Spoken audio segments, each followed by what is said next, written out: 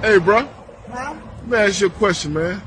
Why you ain't change clothes, bro? Let me ask you a question. Every time you see me, you gotta ask me a question like you 50 Cent asking people 21 questions. But, bro, you gotta have some hygiene, Let me man. ask you, did you take a bath last night? Of course, and that's what I'm telling you, man. You gotta have some hygiene, Well, man. congratulations, because I'm homeless and now I have the luxury to take a bath every night and wash clothes like that. So be grateful for what you got and stop always talking about people and stuff. That's what's wrong with people. They always talking about people instead of trying to help them and stuff.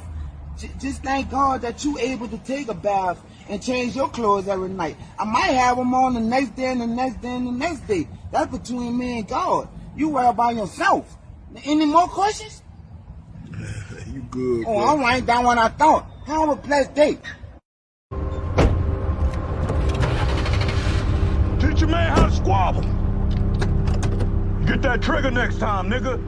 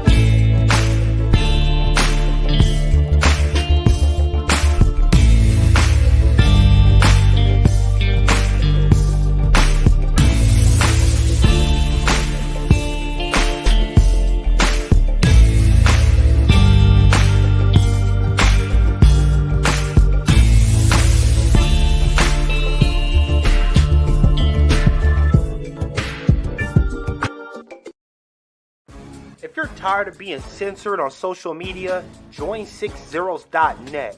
It's black owned, black operated, and black moderated, and we make sure it stays a safe space for us to talk about all things black culture. We also got some cool gear like the FDM cotton crew neck, the Fearless Ancestors tee, hats, and more. Check us out at 60s.net.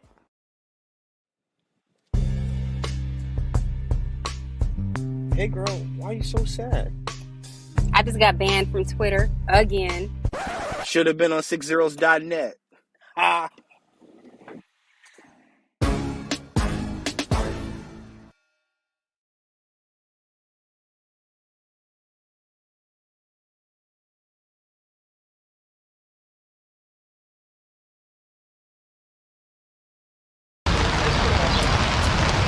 What you are looking at is a monument to Wade Hampton. Wade Hampton was one of the largest enslavers in the state of South Carolina, which was one of the largest slave-holding states. And yet, here on the Capitol grounds, there is a monument to him. If South Carolina wants to recognize and remember this period of history, then it is incumbent upon South Carolina and the United States as a whole to repair the damage that has come from this period in history. At the end of the Civil War, Black Americans who are descendants of American slaves, legislatively called freemen, were supposed to receive their 40 acres in a mule, and that never happened. Instead, they saw their black Wall Streets burnt to the ground. They experienced Jim Crow, they experienced redlining, which robbed them of billions in dollars of wealth. In order for America to heal, Black America has to be repaired. I am running to repair Black America because until we all stand, we all have fallen.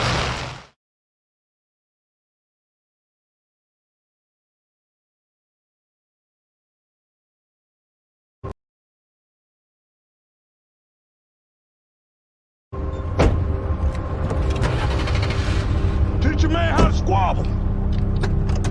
Get that trigger next time, nigga. Welcome once again to the beatzillapdx official show. I am your host, beatzillapdx officially. Yes, indeed. Welcome once again. Please hit the like and share button as you come on in. If this is your first time, of course, you're probably noticing in the chat you have to subscribe first. So please go ahead and hit the subscribe button, hit the notification bell, hit the word all so you'll be notified anytime this broadcast goes live or uploads a channel or uploads a video. So, yes, indeed. Alrighty. We are here. So shout out first off to Brother Marcel Dixon, who came very, very heavy last night in a debate against, if you watched my last news brief, I did a piece on from the Griot about 10 reasons why lineage-based reparations is a bad idea or a bad plan. And he got a chance to try to defend that last night and got completely smashed. Completely smashed. So shout out to Marcel Dixon. He definitely did that. And you know, I could just only think how the Democrats and Jim Clyburn saw that last night. You know, this is how Nancy Pelosi went to bed last night. Lead us not into temptation, but deliver us.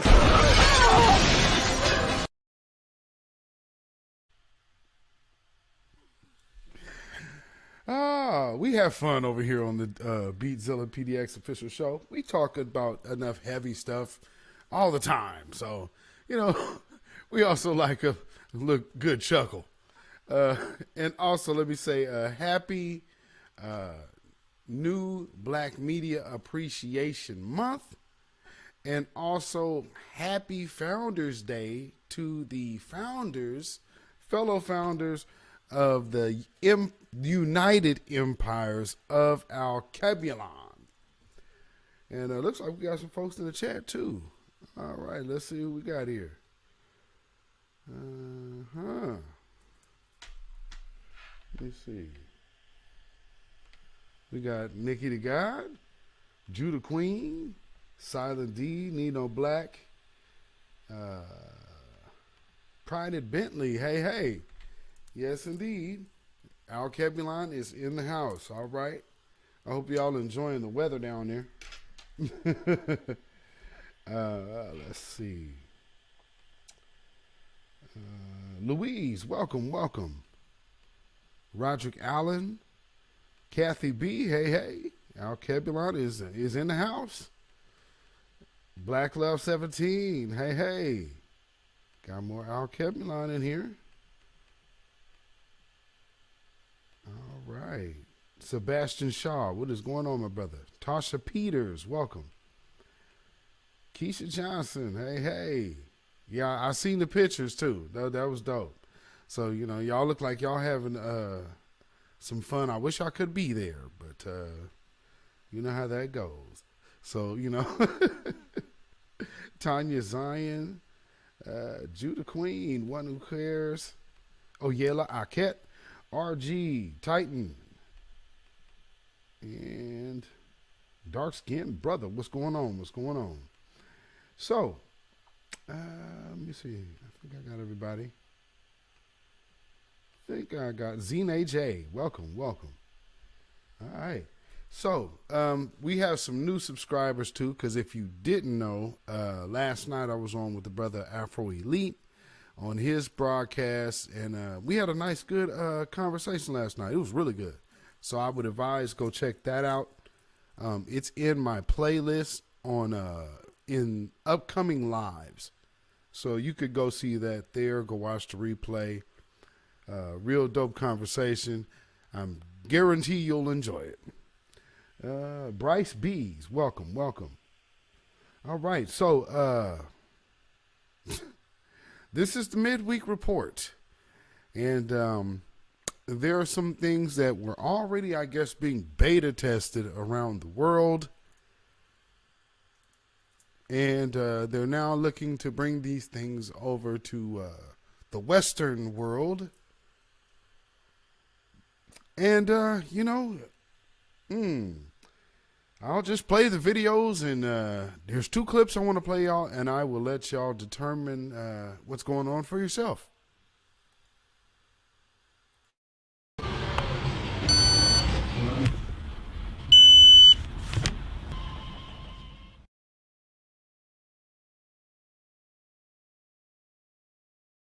Zakupy, paluszki. Dzień dobry, płatność kartą. Proszę bardzo. Teraz proszę zobaczyć, jak to wygląda. Nie, no nie wierzę. Naprawdę? Czekaj, zapłacone. Wow! I'll play that again. Idę na zakupy. Paluszki. Dzień dobry.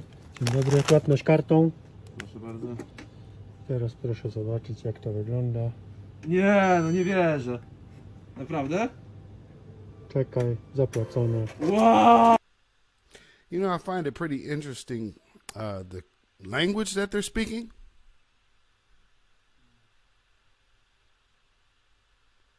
So we're going to have a bunch of these robots or androids coming over here too from Ukraine with these Sweden chips. Well, it seems to me that, you know, there is a large population or populace that might be primed and ready for it by way of, you know, certain other things that have happened. Who can say? Only time will tell. Oh, Lord. So, get that out the way. Yeah, let's look at the first one again, just real quick, because this is just a flash.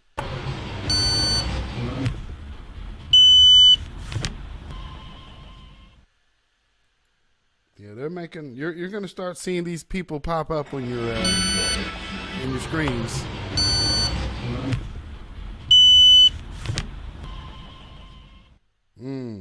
Y'all messing with that? Y'all messing with that?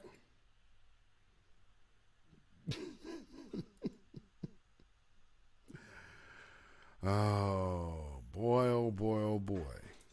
And that's one of the good things for people like the voices of the new black media, you know, things like Alkebulon and all of these other entities that are popping up to make sure our narrative is set clear and presented clearly by us.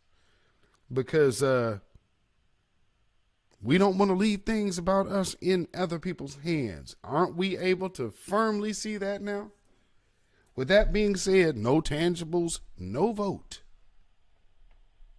So we can get that out the way real clear. Unless you're voting for Marcel Dixon, which, did an excellent job last night. I think the Democratic Party would be worried if there were a lot more Marcel Dixons popping up in these regions competing for their typical incumbent who hasn't even had to hold a primary in over 20 years. Don't you think it's about time? Why not? You know what I mean? Yeah, New World Order. New World Order. Funny, we've heard that on this broadcast not too long ago from a few different people. One of them was the former president. If you remember what I just played with the whole disinformation move. Oh my goodness. And then the Ukrainian actress lady, she was like, oh, we're fighting for this new world order, the democratic order, countries, meaning white. That's why they say democracy is on the line. Democracy is a code word for white supremacy. Be clear. Yeah, it's absolutely code word for white supremacy. Make no mistake. What was that? Rahmani Bey. Rahmani Bey, welcome. All right. Okay, so let's see. What else do I got here? Oh. So something that y'all might not have paid too much attention to here lately is how some of these future lineups are about to turn out, especially like Fox Soul. Well, it just came out. The brother Phil Scott from, I think this was on that program. He actually revealed that the government in the White House is about to spend $30 million for black targeted marketing, advertising for voting. Of course, that means voting Democrat when it means black folks. So that means $30 million is basically guaranteed to be geared towards black folks to vote Democrat. Well, Fox Soul has came out with a new lineup. And when I saw that, I said, oh, well, this is strange. Since when is this cat moving into this space to where y'all would be putting him on TV every day to start getting that like Breakfast Club type of cred? Well, then this showed up. And then I said, oh, well, I guess this explains what the move is. And if y'all were paying attention to what I mentioned last night, here's some more evidence. Well, it did it for all them years. Did you like that? Huh? No, what was the role play? Yeah. The role play. What was the roles? This feels like it's going to be so wrong. It's so wrong. I'm going to tell you right now. I've never talked about this. Uh-oh. Ah, shit. Dun, dun, dun. I like to be like a runaway slave. Okay, no. Man, oh, shit. Oh, my God. I like to play like a runaway slave. Okay. I like to play like a disobedient slave with a white woman. So tell me like what you say. Yes, Massa. I was sorry. It's two of them. Like it's like me getting whooped, right?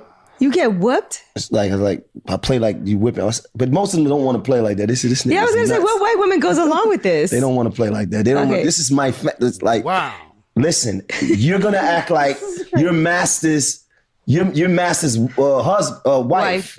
And I'm the runaway. And I just got whooped by Massa for eyeballing me. But the whole time you've been really, you liked it. Anyway. You've been eyeballing me. Oh, this sounds like some freaky porn. I'm interested. Right. No, it just sounds like Mandingo. It literally sounds like the plot of Mandingo. Oh my goodness. Now, for those who don't understand what I'm talking about, Black Magic, welcome, welcome. Fox Soul has a new show coming out.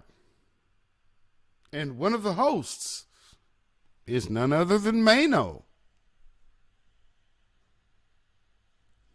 Now, where does he come in at? Well, let's take a look at it. Ice Cube came up with the plan for Black America. Where did he go? Fox Soul. They went and bit his head off. That won't work twice. So you need to have black rapper credibility next political cycle. Starting to make sense? Mano ain't never said nothing before political.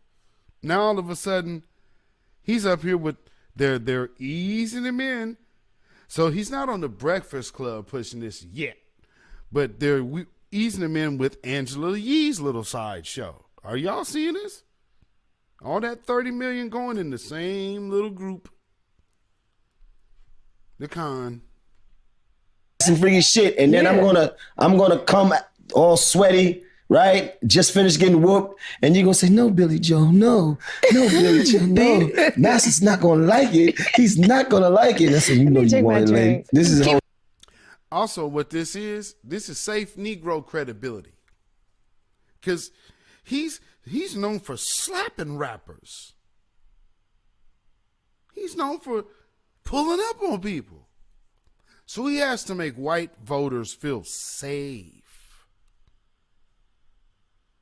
But he appeals to a younger crowd. So now what he'll tell you is, well, you know, I'm crazy on these other niggas. But when it comes down to white women, oh, I just want them to treat me like a slave. And then you say that on a national publication. If you are not peeping the game, as Will Smith is now taking the face of strength and anger. Strong, well-built, reputation have been known about him. Mano is now telling you he likes to be treated like a slave when he's with white women. Like the runaway slave, like the slave that just got beat by the massa, and because he was eyeballing the woman, but it was really the woman that wanted him.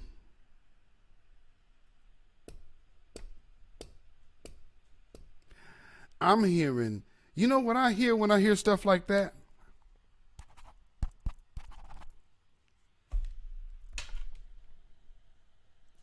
Somebody got a check. That's what I hear when I hear stuff like that. Because you would never hear Mano saying nothing like this. This is crazy. And then he up to here with all of these women. There's no other dudes up here. It's like, so this is completely, hey, black women, he's also safe, because if he'll do that, he'll probably let you peg him too. Are you seeing what they're doing just within this quick little small optics? Because look who's setting up the scenario for him. Angela Yee. Moralist Yee. But she's liked. Absolutely represents zero morals. So where else would you go? Her, Charlemagne the God, 2 peas in a pod. You couldn't find about 10 pounds worth of morals between the two of them. So this is the best place to pop a con. Script. Yeah, it's on script. So white women have gone along with this and done this. He's speaking from experience. Nobody really went along with it. Like I stood up on the wall and said, come on, let's act it out. And he was like, Mano, are you crazy? What if they call you the N-word? See, this is because this comes with it. This is where it goes deep. And this is where I'll probably be canceled after this. You be like, don't say it. Go ahead. I don't know if I can say this. Say it. I'm going to take Gigi's advice. This is really... Say it. I want to know. I don't know, because it's not right, though. But this is fantasy stuff. This is all fantasy shit, though. Okay. In the fantasy world. In the fantasy world, because of this, I've never Nobody's ever did it. Mm-hmm. So the other fantasy is that they whipping me and they calling me a nigga. Why they doing?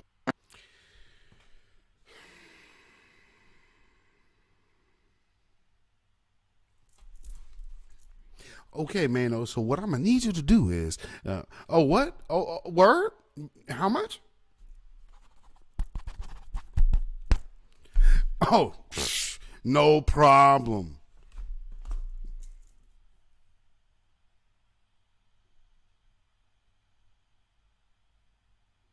Yo, what the hell is he talking about? So here we go. Just within a week of them writing about Ketanji and how black women should consider dating marrying white women. It's so much better for you, and you'll find much deeper success. Now we have Mano. A week later, well, first, starting off the week, we got Lizzo and Ass Out Chaps getting onto a plane, showcasing herself once more. And now we have Mano telling you that he wants to be whipped like a slave while being called a nigga.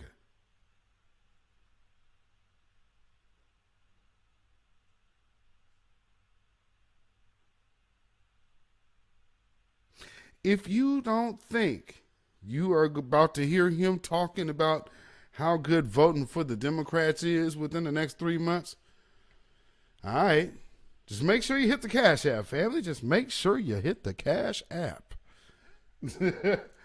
Oh, boy. Telling you. Man, see, I look at it, see, when I was in prison, man, I was like, damn, I wish I could vote. Man, come on, man. Y'all just don't understand. It's coming. It's coming. Mark my words. It's coming. So, before we get into what I really want to get into, we got to talk about this other little situation that popped up. Oh boy. I guess 'tis the season to be black. Even more so, 'tis the season to be foundational black American. And I'll give my commentary after I play both of these. Because, I'm not probably as hard against this sister as everybody. I'm not sure if she's black or not, but y'all be the determining factor. Let me know what you think. Let me try to vote. Alright, so this is the last TikTok I'm going to be making regarding my ethnicity. Now, I got to rewind that real quick. I want you to hear the very beginning of that, because it almost sounds like she's putting on a black scent, and black people don't have to do that. Real hot girl shit there. Hot girl something. Let me try to vote. Alright, so this is the last TikTok I'm going to be making regarding my ethnicity and the color of my skin. I am black, white, and Native American. I am very racially ambiguous. I know this, so everybody thinks that I'm something different. I'm not upset with anybody that thinks that I'm white, thinks that I'm Hispanic, thinks that I'm whatever by taking one look at me. What is messed up are the people who are calling me a liar and telling me that I need to give them proof that I'm black. Y'all want to see my parents? Well, I've never met my father, so I have no pictures with him. I could show you pictures of him, but it's not going to be enough for y'all. Y'all are still going to find ways to call me a liar, so what's the point? I could post my ancestry results, right? However, I'm 30% African, mainly Nigerian, and again, I know it's not going to be enough for y'all. There are people out there that are like, oh, if you're not 50% African, then you don't actually count, sorry. So if y'all want to hate me for being proud of who I am, go ahead.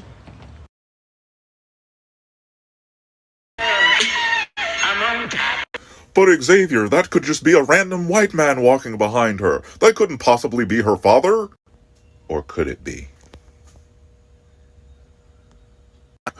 We were rooting for you.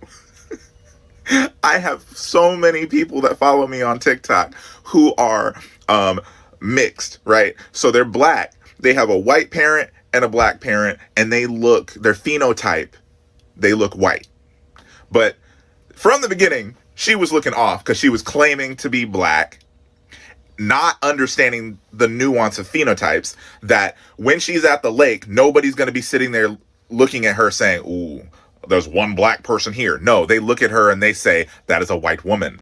That all would have been cool, but she got onto David Brancaccio's internet and lied about being black for clout.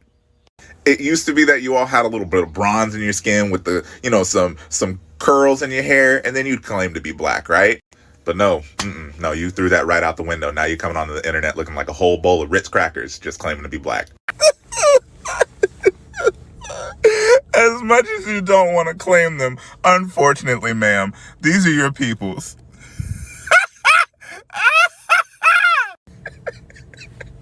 I'm Nigel Thornberry, and this is napkin-flavored nonsense. Smashing.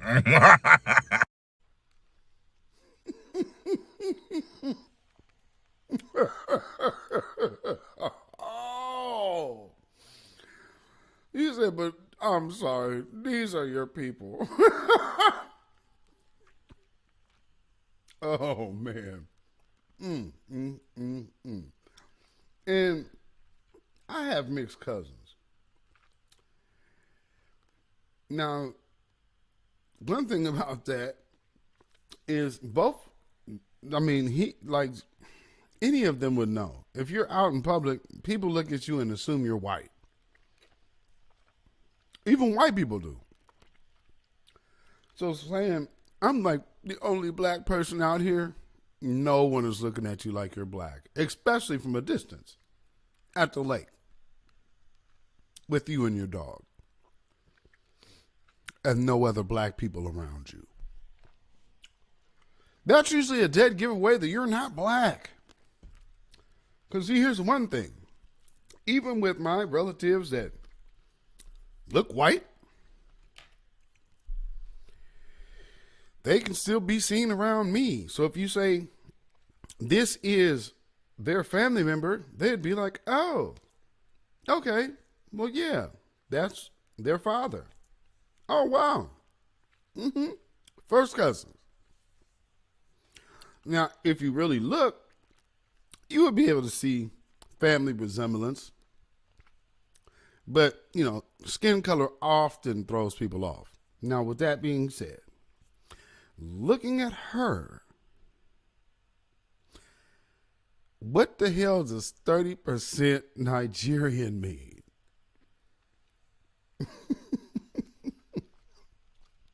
What does that even mean? I'm confused. 30% Nigerian? So that's the black part you're identifying with? Everything else is native. Okay, got you. All right. It's real popular being black these days, isn't it? So, moving right along. Let's check this out.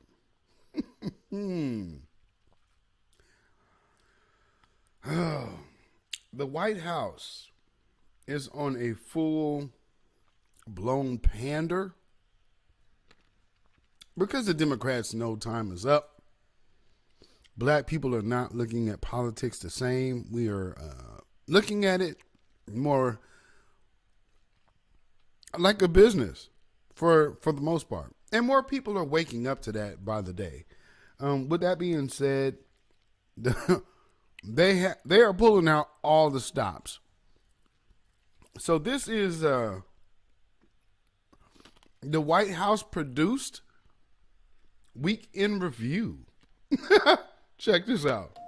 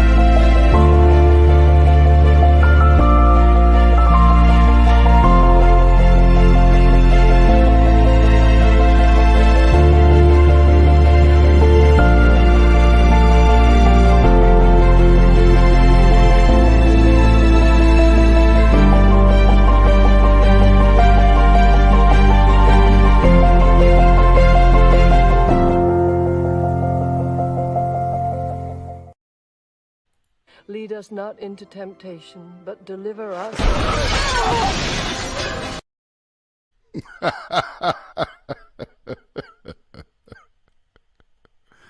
That's what's really happening.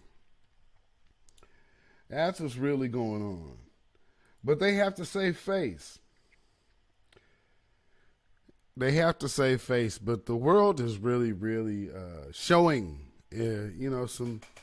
showing how it feels about this good old U.S. of A. Down to how they feel about this president. Oh, Lord. You know, there was a song, like a gospel song, say, ain't no rock. I guess in this place, this meant ain't no bird. Check out Joe Biden's shoulder. Putin's invasion of Ukraine has driven up gas prices and food prices all over the world. Your family budget, your ability to fill up your tank, none of it should hinge on. That pigeon or whatever that was tore his ass up, didn't it? Putin's invasion of Ukraine has driven up gas prices and food prices all over the world. Your family budget, your ability to fill up your tank, none of it should hinge on whether a dictator declares war and commits genocide in half a world away. To help deal with this Putin price hike, I've authorized the release of 1 million barrels per day for the next 6 months from our Strategic Petroleum Reserve. This is by far the largest release of our national reserve in history. It's a wartime bridge to increase oil supply as we work with U.S. oil producers to ramp up their production this year. Coordinated release with partners and allies around the world. I've spent hours and hours with my counterparts around the world trying to get them in on the deal.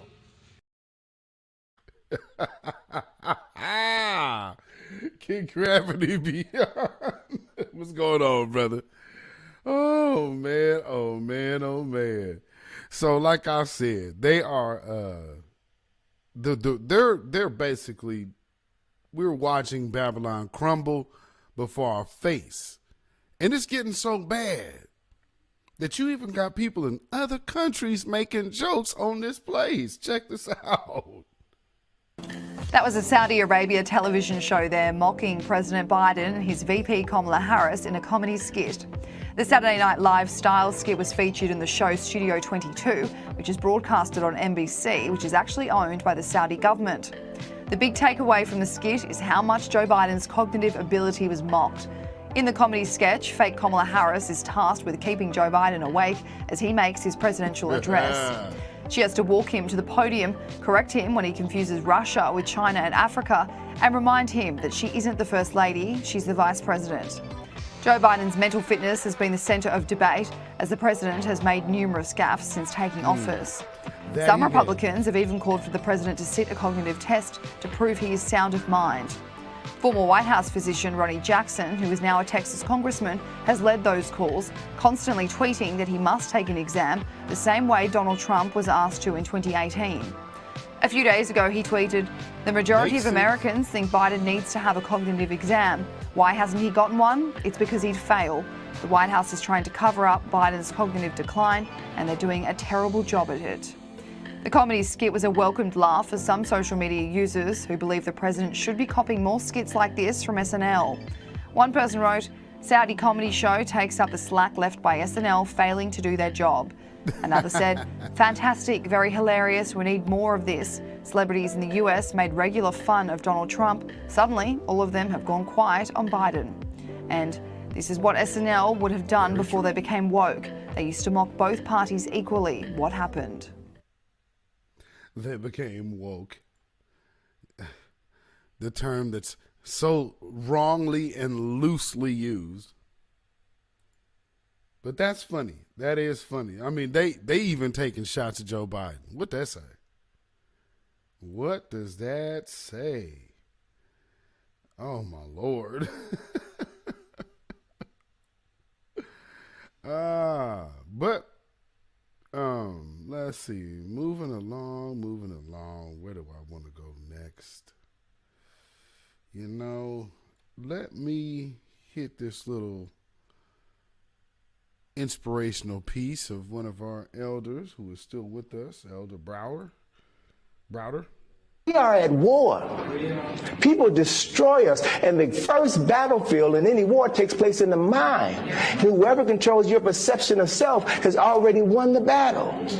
So we've got to be serious. I also understand that not all of us are prepared to be serious. Not all of us have the mental capabilities of being serious because of all of the things that we've been consuming that have destroyed our brain cells.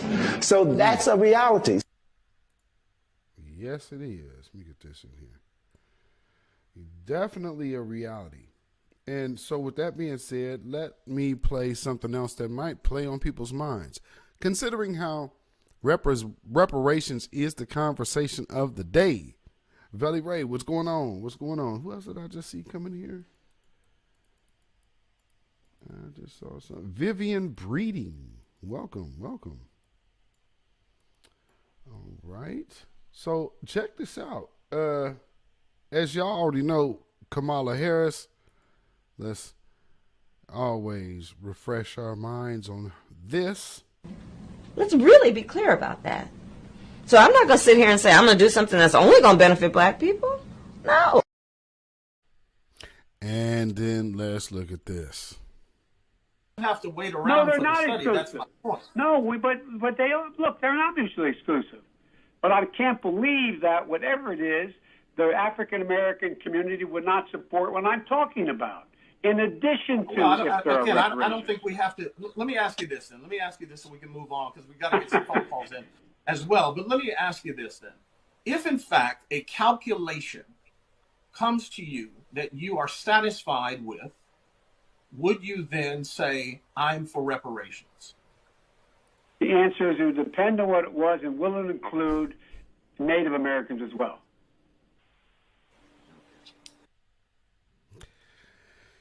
All right. And with that being said, it looks like, see, the tone of the new black media is really, really setting the overall tone of the black community, unlike what used to be. Everybody else used to get their cues from Reverend Al Sharptons to Jesse Jacksons. They no longer set the tone anymore. With that being said, you're starting to see some of these people dry or kind of fake call out the Democrats because they're still getting paid by the Democrats, so they're not going that far off. But, you know, just watching both sides fight basically each other over a senseless propaganda piece, because for us, it's going to take tangibles. And even with what I was hearing today out of the California meeting for reparations that they had in San Francisco, even all the callers kept repeating the point: tangibles, tangibles, tangibles. A lot of the United States. In fact, his popularity has collapsed in every single demographic group that pollsters track, except college-educated women, where he's more popular. Kind of weird. But Biden is down more than 20% among black voters. No one in the Biden administration seems aware this is happening. Here's Pete Buttigieg, for example, shocked to learn it. You do realize, Pete, a lot of black people feel like Democrats have kept no promises since they've been in office. Really? Yes. Reverend Allen said that a million times. Remember that scene in Animal House when they go to the roadhouse late at night? One frat boy goes, "Otis, he loves us." That's the mind of the white liberals. Black people love us. They really think that. It's hilarious. Obviously, no one in the administration is watching the Reverend. He ain't. That's how the Democrats treat black people, ain't it? So he ain't really lying. I mean, man, you know, we may not all dig Tucker. I know I definitely do not. But looks like that time of day when this broken clock was right happened to be now. Al on MSNBC. Here's Sharpton just yesterday. Watch this. They're losing people of color because they really don't get the people of color's life. If you are living in a city, in a neighborhood that is inundated with crime, and you act like that is not an issue, you've already lost me. That is an issue. Yes, we must deal with policing. I've been out front of that. But you cannot ignore when 12-year-old kids who somebody's niece and neighbor is killed, and you act like that's a non-issue because you're too elitist to live on the ground. 12-year-old? Was he talking about Tamir Rice? Al. Who was in office? Matter of fact, who was the vice president at that time when that 12-year-old was gunned down with no police accountability? Oh, the same man who actually just gave the police more money. And actually with the help of questionable, possibly staged, events that are going on in New York, who knows how many crime bills might come out of Joe Biden and Eric Adams' little scheme. I mean, their handling of the events going on in New York City. We'll see. Who knows?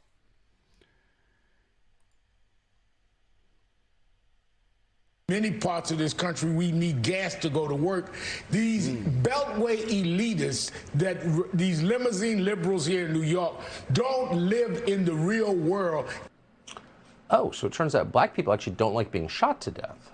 Oh, thanks, Reverend Al. Actually telling the truth for once. Candace Owens is the founder of Black... What's so crazy is the elitist that he's talking about. It's like, well, this again is...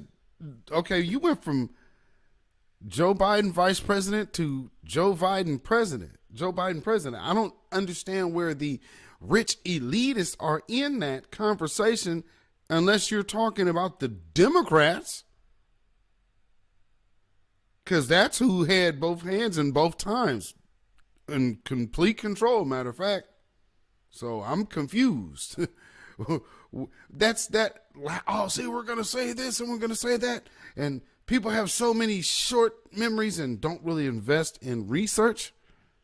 Then he can get away with saying stuff like that. But truth be told, everything he just complained about was Joe Biden affiliated. Either Joe Biden or Joe Biden was right there with Barack Obama. She's been saying something like this for a long time. She's been attacked for it. She joins us tonight. This, you don't want to overinterpret Al Sharpton on MSNBC, but he's been a pretty faithful water carrier for whatever Democratic administration's in power. This seems a little weird that he's saying this. Certainly, and there's a lot going on here. First and foremost, Pete Buttigieg acting shocked. I completely disregard him all the time. He took a longer maternity leave than I did. I don't take him seriously at all. But Al Sharpton's interesting, and you're correct that we shouldn't misinterpret what he's doing here, because he wants us to believe that he's telling the truth, but in reality, what he's trying to do is save whatever clout he has left in Black America. This is actually a signal. It should be a marker for us for how bad things have gotten in Black America, right? Because Al Sharpton used to go around and he lies full time to Black America about their circumstances. Even when he says, oh, out of touch the way Black Americans are living. You too, Al Sharpton. Yeah, you live in a $2.1 million penthouse in the Upper East Side, and that's just one of your homes. You have an over $3 million tax lien last I checked, and you have to be making a ton of money to have a $3 million tax lien. Let's just be very clear on that, right? So he has no idea how Black Americans are living either. But what he's realizing right now is that Black Americans for a long time have followed his lies. They believed his lies. They kept believing that Democrats would make their lives better. Well, suddenly looking around and they're saying, okay, things are actually so devastatingly bad in our community that we will no longer buy the lie that voting for a Democrat is going to make things better. And we have just watched, we listened to you, we voted for Biden and Kamala, and things have gotten progressive, not even progressively worse, embarrassingly worse.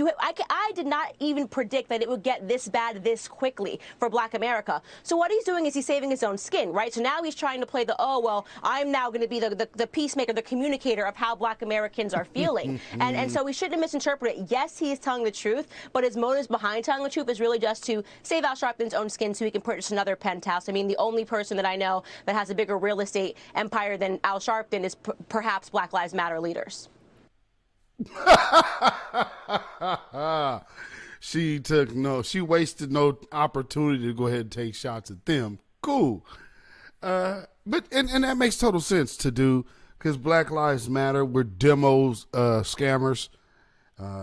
Me and Queen Ahmadiyya Shakur did a live broadcast about a whole nother Black Lives Matter chapter that got busted for fraud, just taking mad money, and recklessly too. And that's not new. They use these people. That's how they get people kind of in legal trouble, to go infiltrate these circles and say, hey, you know, why don't you go ahead and this will be good for you, and all your troubles can just be washed away, you know, or you got that relative that is looming prison time over their head, and we could just make it go away. Just give us some information on these people. Tell us who's who. You know, and that's how things get started. Oh, and if y'all don't know what that's called dealing with the devil. Wait, can I just ask you, a lot of the people who lecture us from some high moral pedestal don't pay their taxes, I've noticed. How do you wander around free with a $3 million tax debt? I mean, the rest of us kind of pay our taxes because we're afraid not to. Like, how does he get away with that? Right. He votes Democrat. That's it. I mean, it's pretty simple. If you vote Democrat, you're never held responsible for anything. How is Hunter Biden not in prison based on what's been put in his laptop? I mean, could any other person be doing drugs in a laptop and not be arrested and do the things that he's done regarding prostitution and drugs? No, but you vote Democrat. And if you're willing to vote for Democrats and do their bidding and bring voters to them, you know, they'll look and pretend that you haven't done anything. And so it's sad, but that is the truth of the circumstances. They never have to pay for the things that they do. Yeah, it's discouraging to those of us who pay our taxes. Honestly, it really is. Candace Owens, appreciate your clarity, as always. Thank you. Wow. And all I can say is she's right. You know, as much of a right-wing white supremacist talking head as she is, right there, she's absolutely correct. You know, broken clock being right twice a day. And you 2 for 2. So, hey, you know, it is what it is. And Al Sharpton has definitely got to save some kind of credibility, because those old voters are dying off. The next 20 years, half of that voter block and base that they depend on will be gone. And there is no up-and-coming system to indoctrinate this whole new brand of voters, you know, because those entities are dying. Everything tied to that old-fashioned, talented 10th way of doing things is dying. And, it's been dying a slow death. So it's just rapid pace at this point.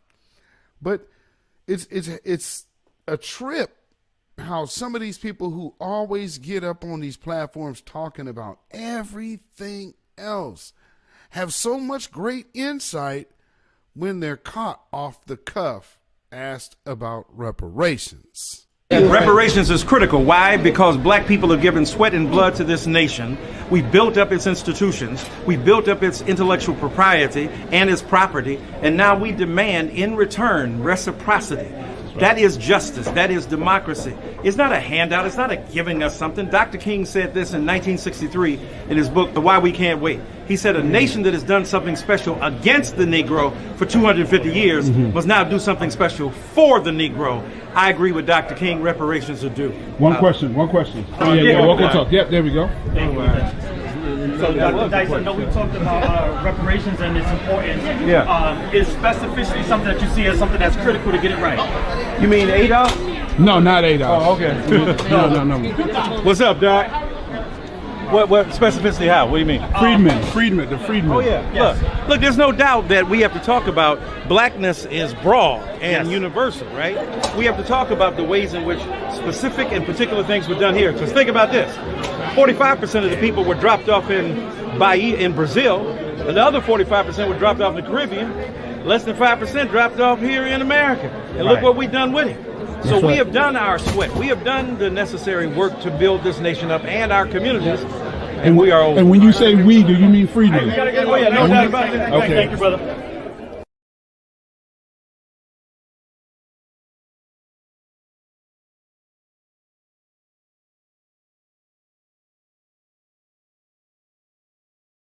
Oh man.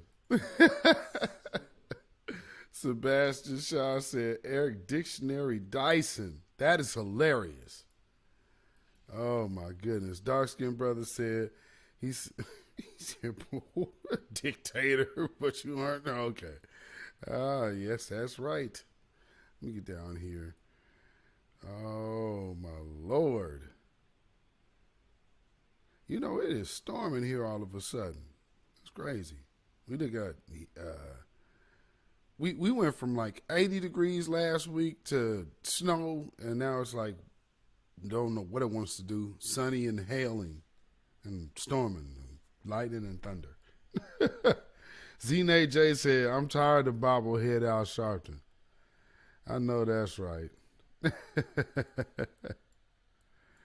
Oh, goodness. So let me see. Let me get this other piece for y'all. I'm glad, though, you know, people are starting to run up on these cats and catch them off,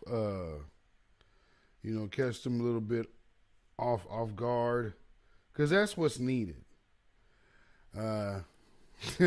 Speaking of being caught off guard.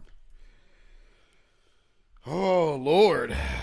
Now, here's one that obviously isn't getting much traction. I don't know why. I'm not sure how this thing has ended up. But, you know, I just can't help but notice how times are changing. And I take notice at some of the things that they will like to say, oh, man, this is crazy. This is a huge tragedy. Let's blow this up in the news. And then other things happen that you would think, well, hey, this was an assault on blah, blah, blah, blah, blah, blah, blah. Well, that would be some kind of big story. Well, one theory could be if one was planned and then the other one was not. Well, I would assume that this would be the one that was not planned. Check this out, family.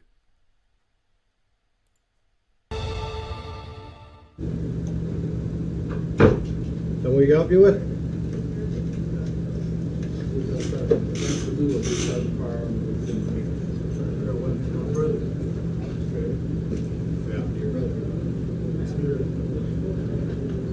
I have no way of knowing any of that. We can't be really good at having even if I knew what I can't. Good.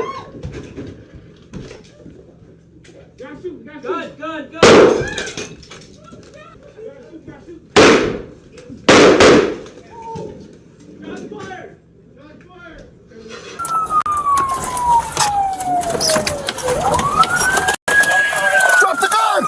Drop the gun! Nice to zero. Shots fired! Shots fired!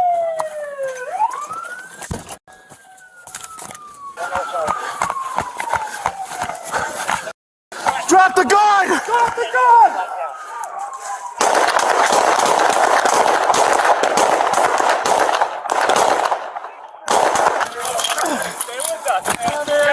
You're gonna stay with us now. Come on. All right, other suspects. Is that the gun? Is that the gun? Anybody else Okay. with you? Don't touch him. It's right there. Anybody else with you? No? This right arm here. Do you have the tourniquet? Get a tourniquet on his right arm. Or his left arm. Here. I'm grabbing his ID. I'm grabbing his wallet. Take his ID. Yeah, we're good. His gun?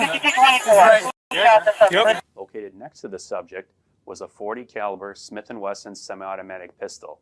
Subsequent investigation revealed that the 3 spent casings recovered in the District 5 station matched the firearm recovered from the suspect. The subject's gunfire caused damage to the District 5 lobby and front office area.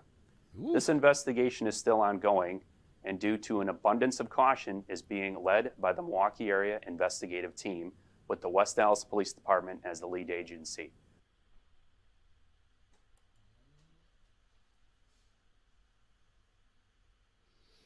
Yeah, I don't think that one was the stage one, family. I'll just go out on a limb. Because if you notice, that one isn't getting big news. Kind of interesting.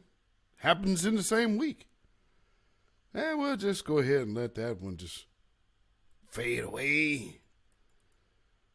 But, oh, man, let's make this big old deal about this dude who leaves his wallet. That makes sense. So let's see what we got here. Where is this at? I know I got this in here.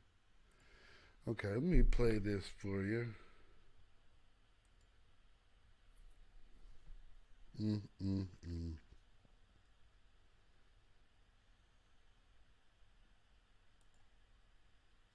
Frank, you have anything to say? What did you do, Frank? Frank!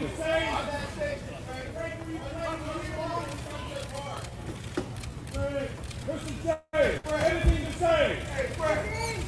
Why did you do it?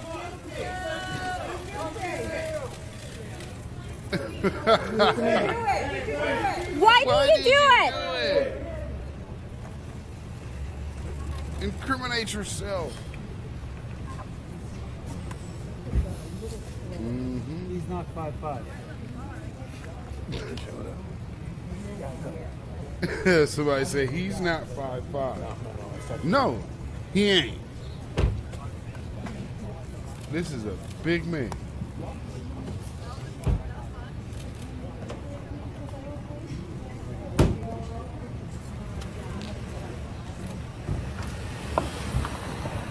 It just happened. Step back. I got it. Go ahead.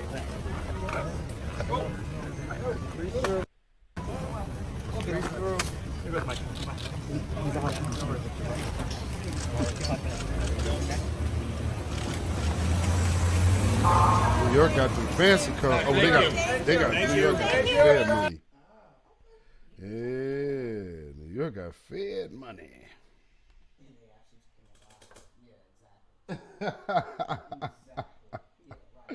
Yeah, they took him alive, y'all. So here's the news report on it. Let's see.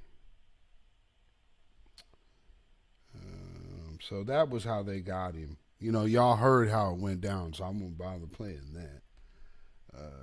But, you know, it's kind of interesting, you know, all the details that are coming out about this story. And I'm going to go into dude real quick, too, because I was able to find some things, which is kind of interesting. When you know who he is, they didn't scrub his internet. Now, if y'all remember, when that man here in my city, that white man shot that other white woman at the Black Lives Matter rally, they scrubbed his internet before they even released his name. Not to mention the police was trying to give him a whole backup story with, that's a whole nother broadcast. But check this out, family. According to Eric Adams, he's the newly elected mayor of the city of New York, as the suspect has been identified as 62-year-old Frank James. Initially, there's photographs of him right there. He was initially announced as a person of interest, then confirmed as a suspect, and then we learned moments ago that he was taken into custody. No word as to where that happened. You're looking at some video, at least some of the video to the left side of your screen right there. There are some videos that have been uncovered on social media and all throughout the internet that show this man making some disturbing statements where he complains about things like crimes against black people, racism, women, the homeless, the mayor of New York City, and also the city's subway station. There's also video of authorities towing away a U-Haul truck, a van in fact. They believe that James rented that in Philadelphia. It was discovered outside of a subway station in New York, about 5 miles from Tuesday's shooting. There's video from the aftermath of the shooting, and this is downright frightening. Police believe that James set off 2 smoke canisters. Then he fired some 33 bullets at passengers inside that subway as the train entered the 36th Street station that was in Brooklyn, New York. There's the U-Haul van that we've been referencing for quite some time right there. 10 people suffered gunshot wounds. Others were hurt from things like shrapnel and also smoke inhalation. Authorities also found a bag at the scene. It's where detectives found an undetonated smoke grenade, some fireworks, a hatchet, gasoline, extended magazines, a key to that U-Haul that you're looking at as well. They also found a handgun. Now, they're all passengers who are back on the subway system today. We heard from a bit earlier. They said they still have to get to work, but a lot of people choosing other forms of transportation. As we mentioned, the suspect, who is now in custody, that is the breaking news, had lived in both Philadelphia and Wisconsin. He was on the loose till a short time ago. The other concerning headline that we have at this hour is the subway station, we're told, was equipped with surveillance cameras, but none of them apparently worked, at least leading up to the shooting. But the suspect's photo was posted all over the tri-state area, in addition to social media and the internet. And the breaking news we have for you at 11:02 on this Wednesday is the suspect is now in custody. We're going to continue to follow this breaking developments as the news continues to come into our newsroom. But for now, I'm Mark Mester reporting live. Lou, we'll send it back to you in the studio. Check this out. They may be worse.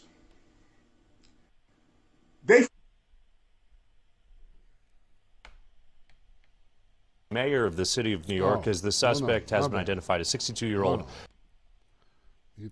62 years old. Than anything anybody could ever imagine. But these are people that Eric Adams want to send out to help the homeless and whatever the case may be. But yeah, just on the drive, man, I'm just thinking, because I'm heading back into the danger zone, so to speak. You know, and it's triggering a lot of negative thoughts, of course, because I do have a bad, severe case of post-traumatic stress after I've been through over the years, man. The way we think, the way we live in the so-called ghetto or the stinking hood, says you ought to die. And again, ultimately, it's not our fault. Ultimately, it's the white man's fault that we're in this condition. Y'all believe that? Yes, we can blame the white man for why we ultimately. But then simultaneously, the reason we stay where we are is our fault. My wife said, "Is that Grandmaster Jay's daddy?" Oh boy! Oh boy! Woo! So this, you know, everybody that has kind of seen this situation is looking at it for, you know, questionable. Let's say this. You know, if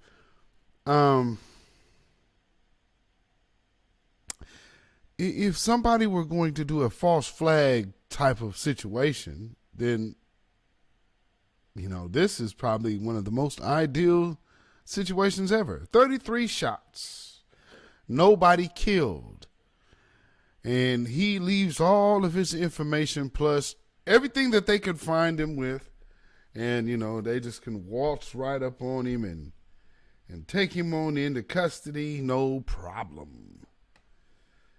Yeah, something about that just doesn't sound right, you know, typically speaking.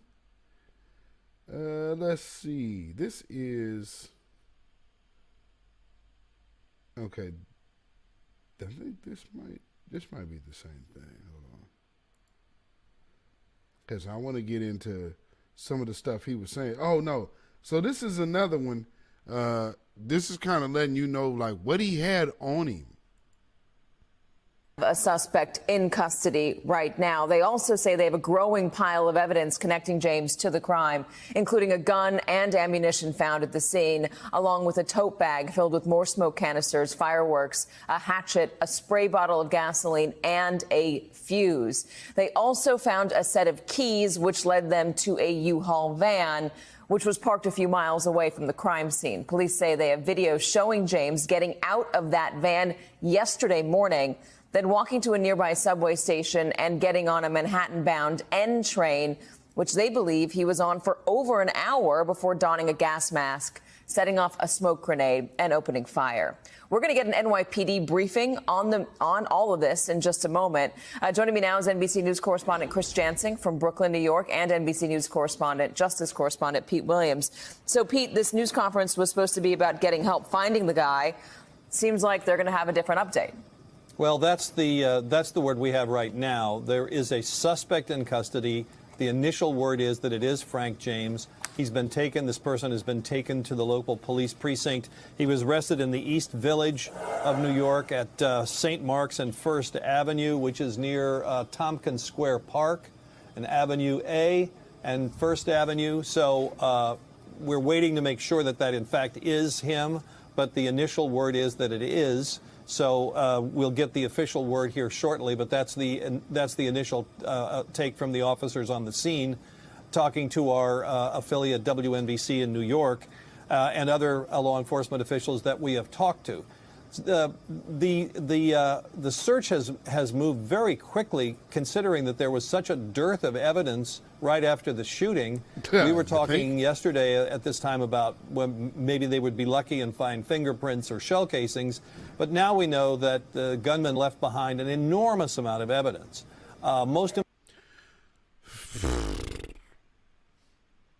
Now, family, I don't know nobody. Oh, did they get me? What's going on? Uh-oh, what's going on here? My back? Oh, that was a YouTube thing, I guess. Okay, looks like we're here. Looks like we still here. Okay, no, we still here. Okay, I don't know why it was just freezing. That's weird. I don't know what that was about. Okay, well, hopefully it didn't freeze on y'all end. That was crazy. I was just looking at my phone here. It's like, what's going on? I thought they had cut me off. So check out what this dude actually had on him. Importantly, the gun that authorities say was used in the shooting, which Frank James purchased, according to law enforcement officials, 11 years ago in Columbus, Ohio. So that was the key factor in switching him from a person of interest last night to a suspect this morning.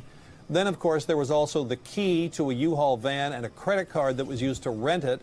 The U-Haul van was found a short distance away from the entrance of one of the subway stations that he boarded, the one that's in the video that's seen. The Metropolitan Transit Authority said yesterday that this camera was not working at the 36th Street station, which was the subway stop where the train came to immediately after the shooting, and that's the video you saw of people getting out. How convenient. But he boarded the subway about 10 or 12 stops before that, down the line, or I guess you would say up the line, southbound, away from Manhattan, and that's near where he parked the van. And as you say, he was on the subway line for well over an hour before he finally settled onto that car in the N train and began firing the shots. So there's just a huge amount of evidence here. A cell phone has been found. The authorities can use that to trace his movements. They know that he rented the van in Pennsylvania, that he had a storage unit there that he shut down before coming to New York. He left behind a lot of social media. There's just a huge amount of evidence here. And I think, as you say, this news conference was originally called to appeal for public help in trying to find him. But now it appears that, Katie, it's going to be a very different message. And I think they'll be delayed while they're absolutely certain that they've got their man. Pete, very quickly, you were saying that he was also still riding the subway, it seems, after the incident yesterday? Yes, there's some indication. We've seen video. The Metropolitan Transit Authority has shown us video of him walking up to a turnstile. It's quite clear, and you can see him using a Metro card. That's the little swipe card that's used to get onto the subway. You prepay the Metro card, and then that's what you use to pay for the ride. That's what opens the turnstile that allows you to get onto the subway.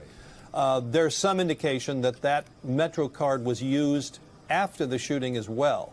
So we know from the video that he apparently slept in the van the night before the shooting, got up fairly early in the morning, then got into the subway system at the King Street station, which is in Brooklyn, further south away from the Manhattan side of.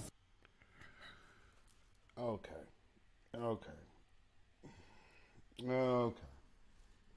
Really though? Okay. Let me see what y'all got to say in this chat.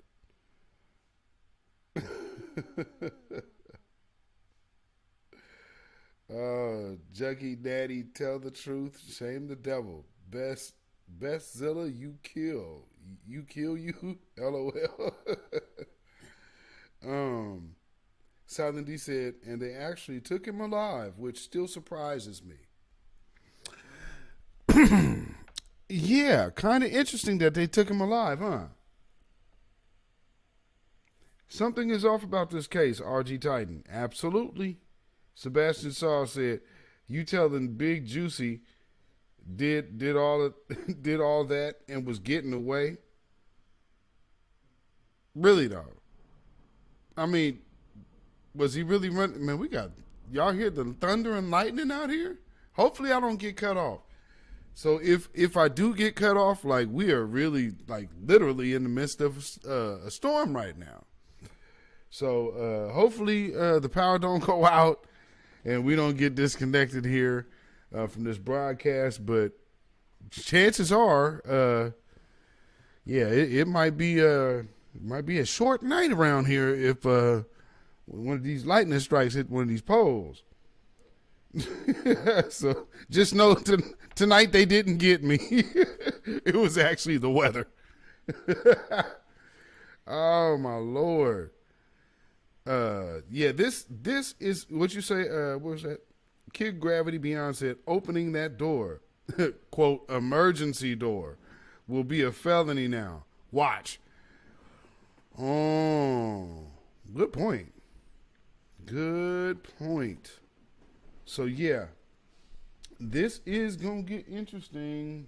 I'm sniffing a crime bill things, and then boarded the subway system there, and then spent some time, and then apparently that may have been the way he got away. He then used the subway to escape after doing a shooting on the subway. At least that's the early indication.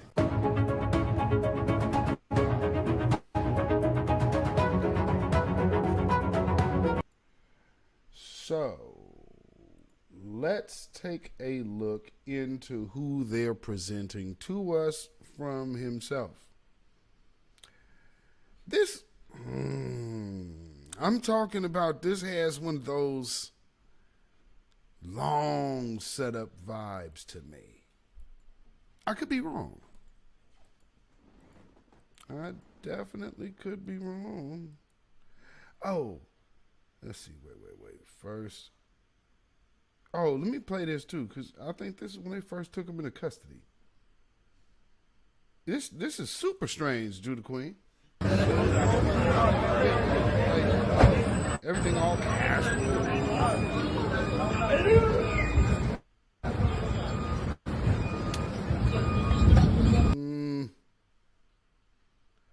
Yeah, I don't know.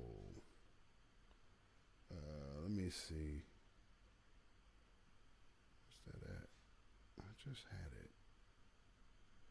Okay, so let's do this. This is, I guess, the videos that he was putting up on his YouTube channel. 60s, 70s, 80s, the 1900s. We could see that we were going down the wrong fucking road. Why? Because everything was improving. America and the world was on an upward trajectory in terms of the quality of life, the improvement of the quality of life. You went from the horse and buggy to the Model T to the fucking whatever the Wright brothers' little airplane was, to now you have jet planes and all types of shit. What could be better than that?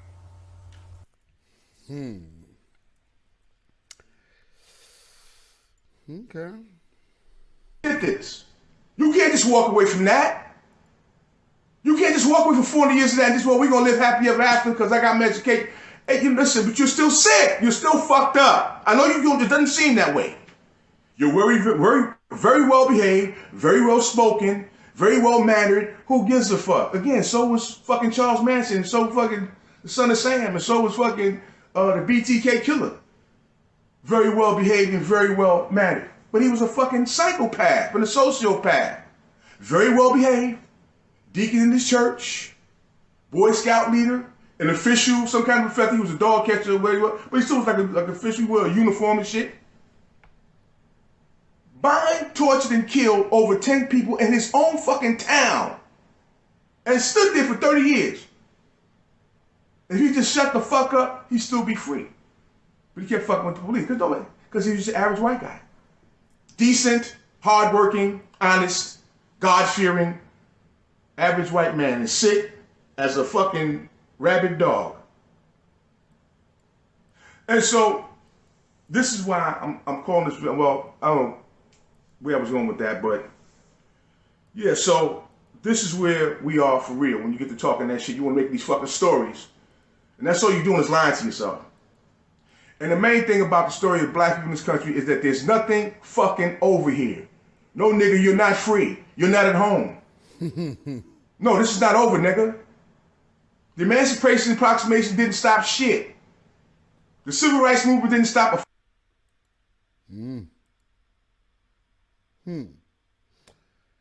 And let's see. Here's some more. That's sick. That is sick.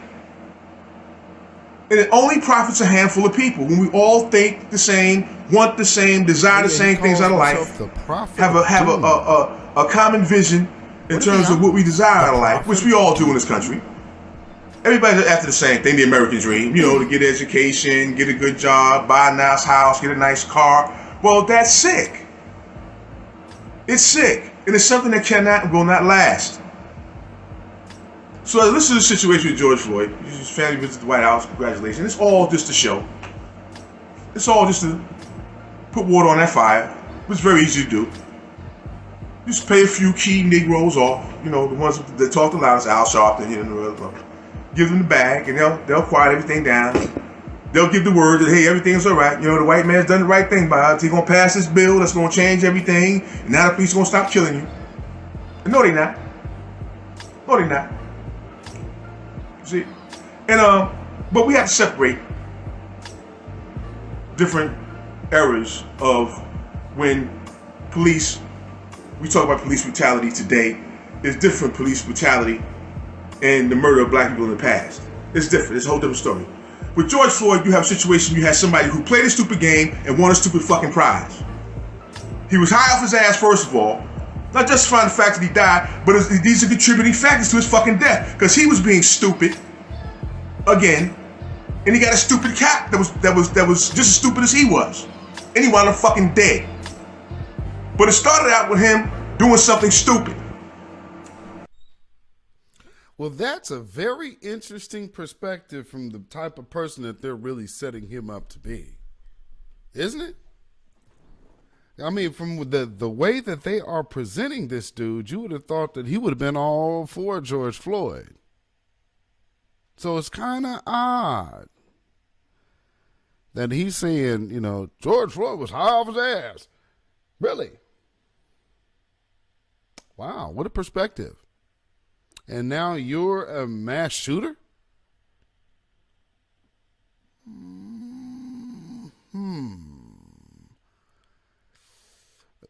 Dark-skinned brother said Esau is about to use this while we be hearing about this the rest of the year and beyond. U.S. government hands all of this, all in this. Yeah, all in the setup. Absolutely. Oh, like the what they be talking about, MK Ultra. You know, this is very strange. I'm just like, wait a minute. Oh, well, that's an odd take on George Floyd. Like passing a fake $20 bill. And whether he knew it or not, he gave the people a fake, maybe he didn't even know he gave him a fake 20. But he so high off his fucking ass, He didn't even realize, hey man, I gave, well shit. The boy came out and said, listen man, you gave my family a fake 20, we want our money back. He told the boy, man, get the fuck out of here. And sat there.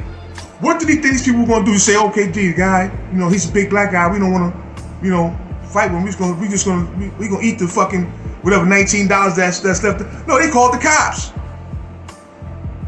He's sitting there, he's so out of his fucking mind on drugs, he didn't even know what he was like. Didn't know what the fuck was going on. Wow. Should he have died? No, he shouldn't have died. I'm not saying that, but his actions contribute to that shit. You cannot get around that fact.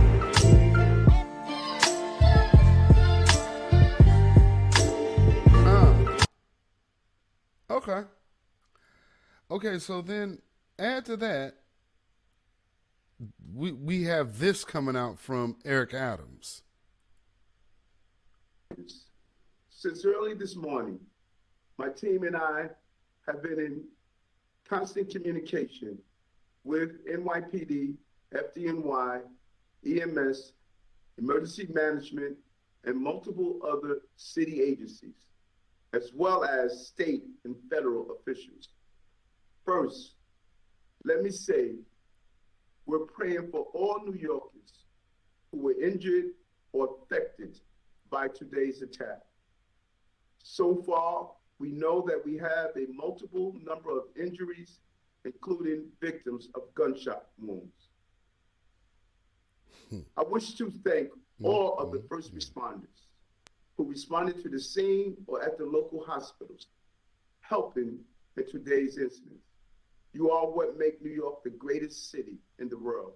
And I thank you for supporting your fellow New Yorkers. To today's incident, as of now, we have not found any live explosive devices, but the suspect in today's attack detonated smoke bombs to cause havoc. We will not allow New Yorkers to be terrorized, even by a single individual. NYPD is searching for the suspect at large, and we will find him. But we ask the public to come forward with any information that may help us in this investigation. They can simply call 800-577-TIPS. 800-577-TIPS. We need your assistance.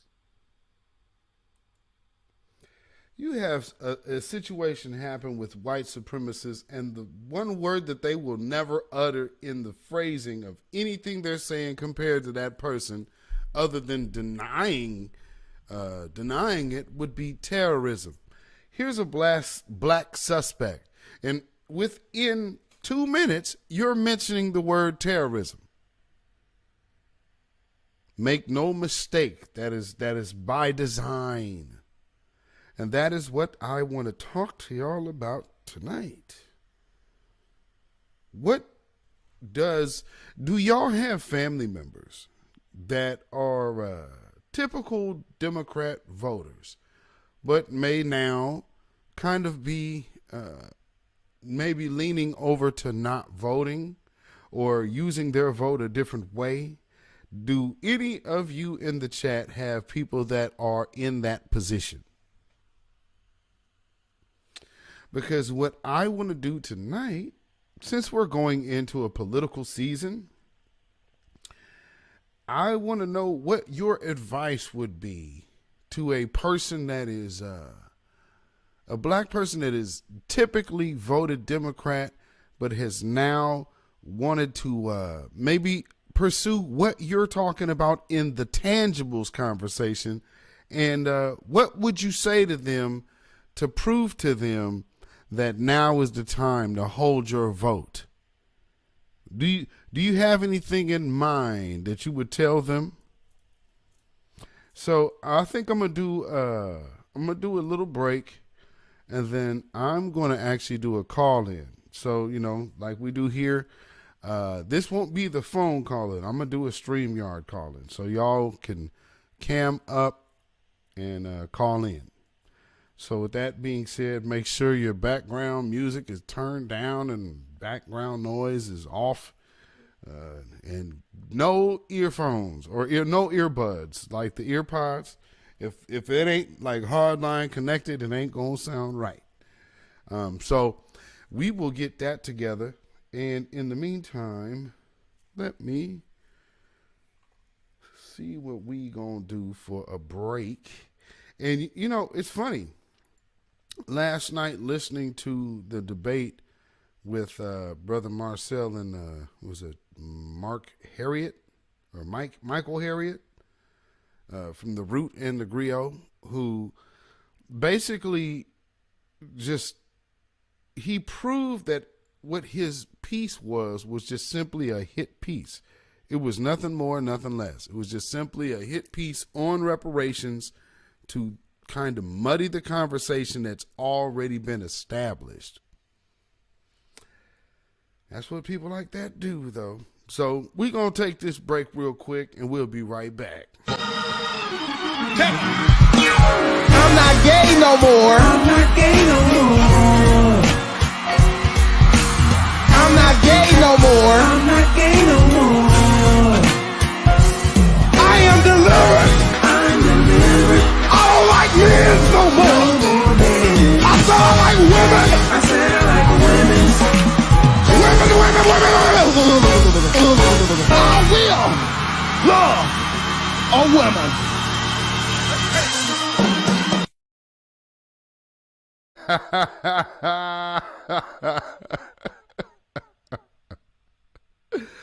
No, that was not the break I was talking about. We finna take this break, and then we gonna come back and see what's cracking. I want to hear y'all ideas for your family members. What would you tell your family member that is on the cusp of not voting, but, you know, has never done it and is scared to get off that Democrat plantation? I want you to think of what you would say to that family member, and I'm going to have you come up on the stage and express yourself here, because I want to know. So I'm sure you have that family member, so go ahead and get your words together, and we are going to take this quick break. Teach your man how to squabble. Get that trigger now.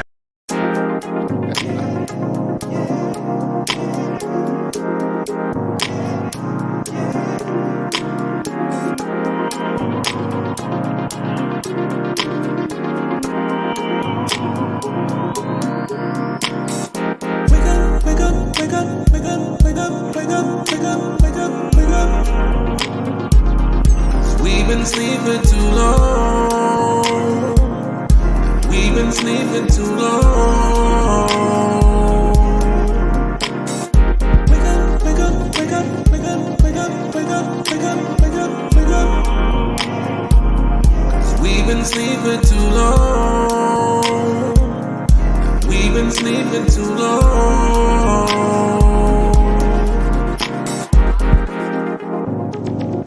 Assalamu alaikum, man. Peace go with your brother, man. Inhale that cake to keep the peace, man. To keep the peace, man. It's funny when you're looking at your brother, man. And he acting like the mothers, man. Because I'm from the country, man. I can tell the difference, man. We see the world differently. But for them skinnies and them yoga pants, we had them southern girls with them fat bottoms. I grew up with a whole bunch of Mexicans, and we was way back some niggas before Trump, man. And I ain't talking immigrants, I'm talking about U.S. citizens, being killed by U.S. citizens. America, that's where we live. Wake up, wake up, wake up, wake up, wake up, wake up, wake up, wake up, wake up. 'Cause we've been sleeping too long. We've been sleeping too long. Wake up, wake up, wake up, wake up, wake up, wake up, wake up, wake up, wake up. 'Cause we've been sleeping too long.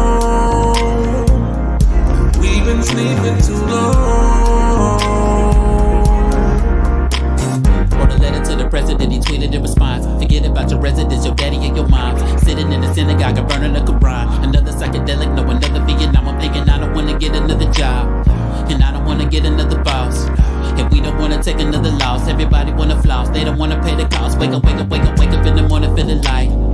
Solar rays eliminate the night. Polar sip eliminate my fights. No comparison to Christ, but I'm trying to get it right. I've been thinking they can never seen a dead man incriminate a popo. To tell him he deserve it, he invisible and loco. Playing with our minds, but they never take our soul though. Wake up, wake up, wake up, wake up, wake up, like the song go. Wake up, wake up, wake up, wake up, wake up, wake up, wake up, wake up, wake up. 'Cause we've been sleeping too long. We've been sleeping too long. Wake up, wake up, wake up, wake up, wake up, wake up, wake up, wake up, wake up. 'Cause we've been sleeping too long.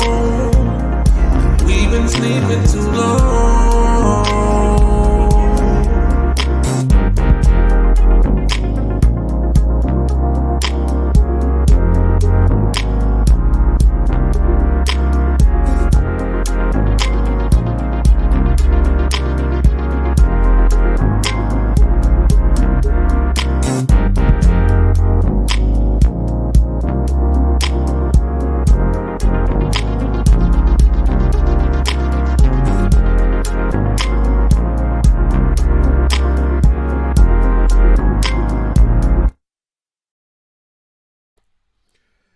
All right, and we are back. So, like I said, if anybody has any ideas and would like to send a digital message to a family member on why they should do something different than voting for the Democrats as normal. If you have that blue no matter who family member,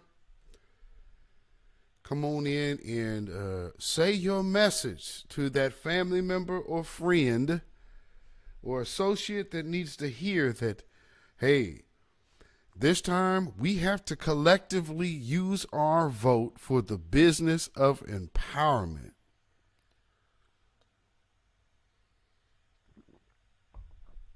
So I'm going to open it up because I'm sure we all got some family members, you know, have that that healing from the curse that has been we must vote blue no matter who, and then get nothing for our vote.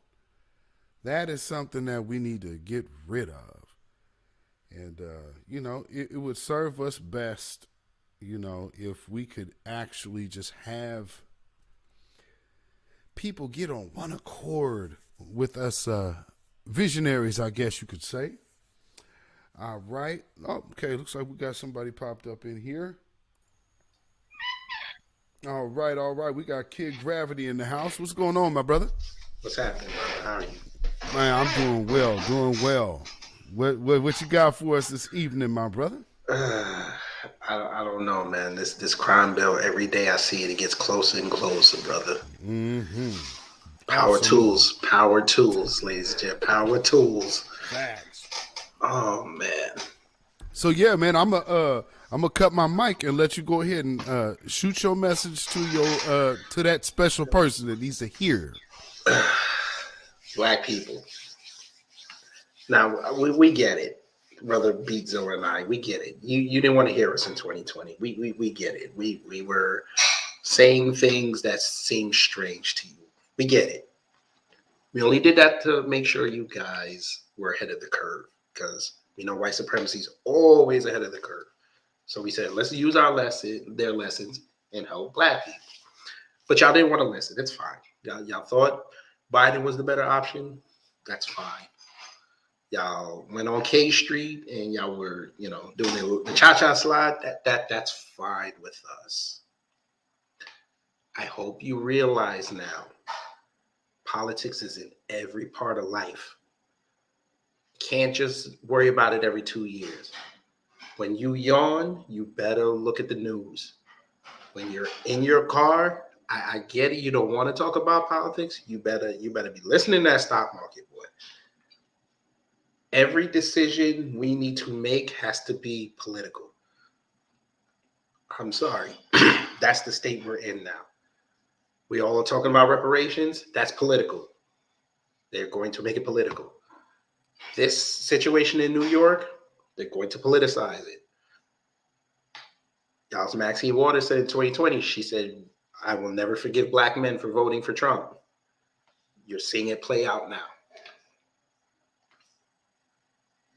You guys, I'm going to implore you, and I said this last night on another channel, go on Amazon when y'all get paid on Friday and get a book on horticulture and how to identify plants. Go learn how to fish.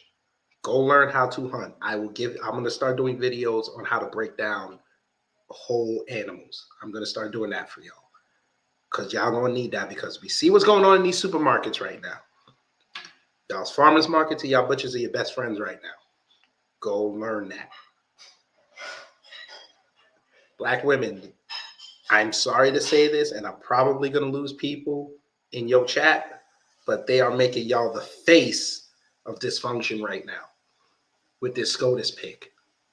Because what she's allowing and what she stands for, they're going to attribute to you. Her, them divestors, y'all, I need y'all, B1 sisters, I need y'all, I'm imploring y'all. Y'all need to have a press conference this summer denouncing these chicks. Please, we need to stand together. I don't know how else I'm going to say it. I get that you guys think you're not protected.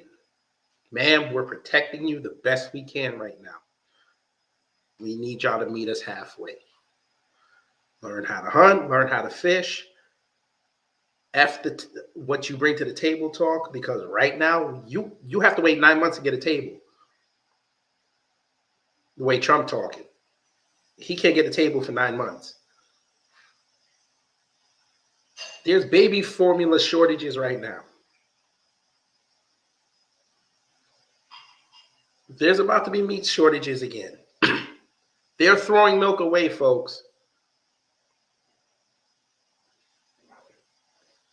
Russia, for a lot of people who don't know, Russia is the #1 exporter of fertilizer in the world. So what happens when there's no fertilizer? You cannot grow anything. Y'all need to go to Ace. Y'all need to go to Home Depot, go to Lowe's, buy up all the fertilizer you can. F your neighbors. If they need something, sell it. We're about to be on the barter system, folks. That crime bill's coming. It's obvious that the people that y'all put up on these false idol platforms, they don't love you. They're willing to pay $15 a gallon for gas. We know damn well y'all can't afford it. I need y'all to step up. I know it sounds harsh, but we're in a state of emergency right now. Reparations talk is great. But we know the government will go broke before they want to pay y'all off. We know this.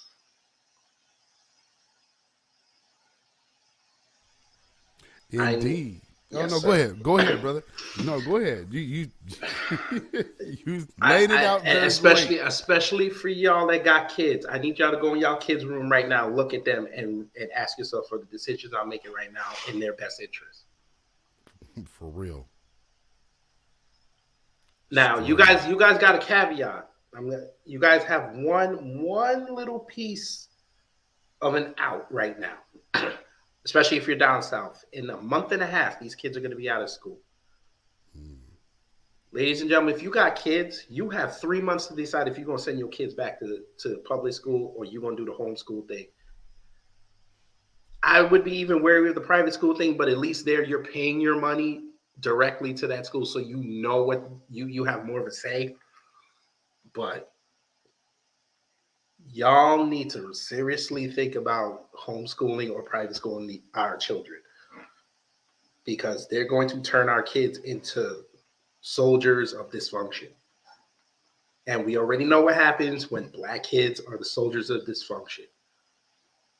We are going to be the face of everything that's going to be wrong in the country. And once that happens, prison pipeline gets reinforced. Not only that, things like what happened yesterday are going to be normalized. And if you think they hate us now, you haven't seen anything yet. This is light racism they're doing right now. Very light.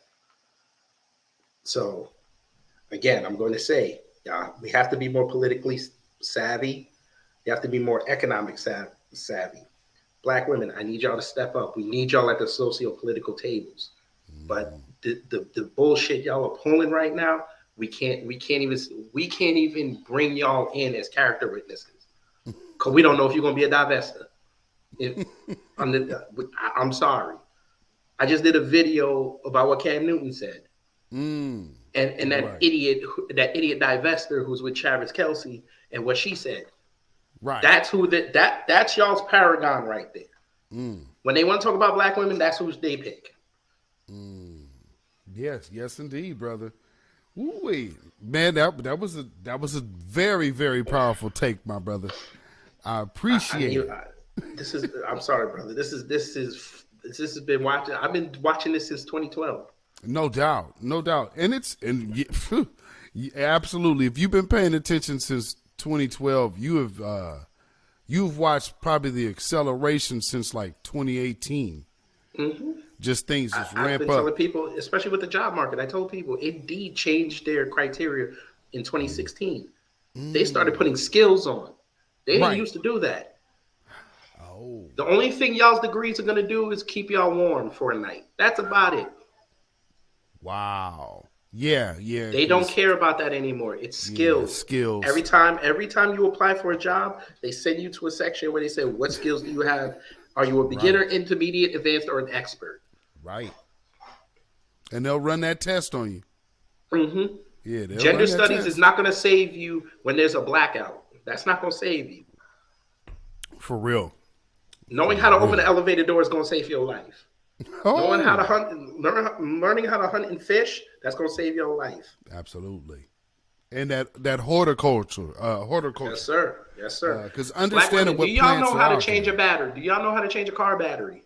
Because if it really does get bad, that's going to be the next thing you're going to hear. People stealing car batteries. Right.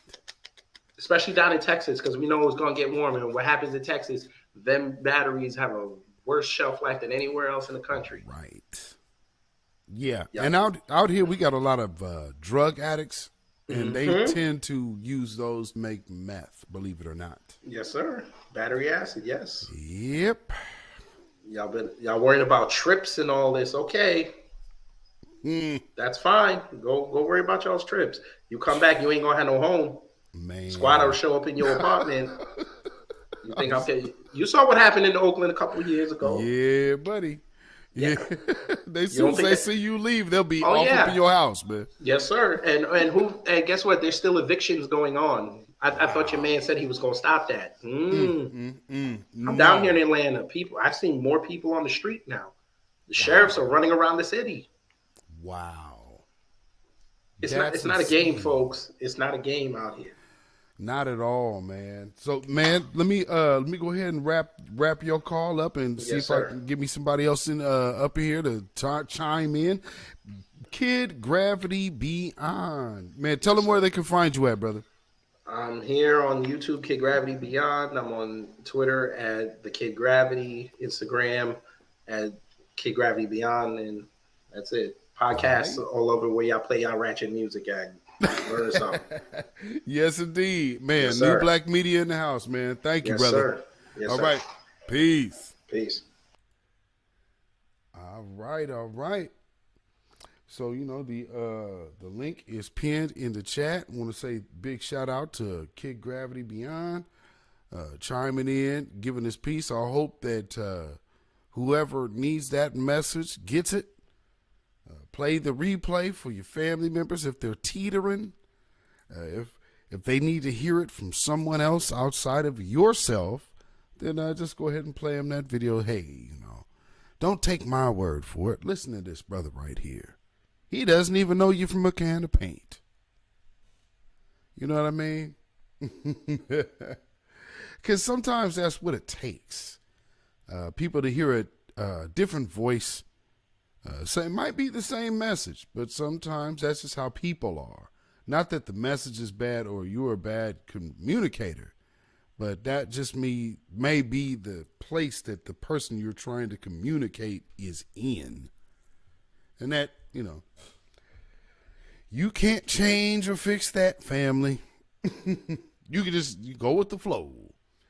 So if anybody else has a message to a potential Biden voter, you know, I would advise you to chime in. If not, you know, it's all good. Because, again, I wanted to make sure that we hit this little topic because it really, really is starting to shape up.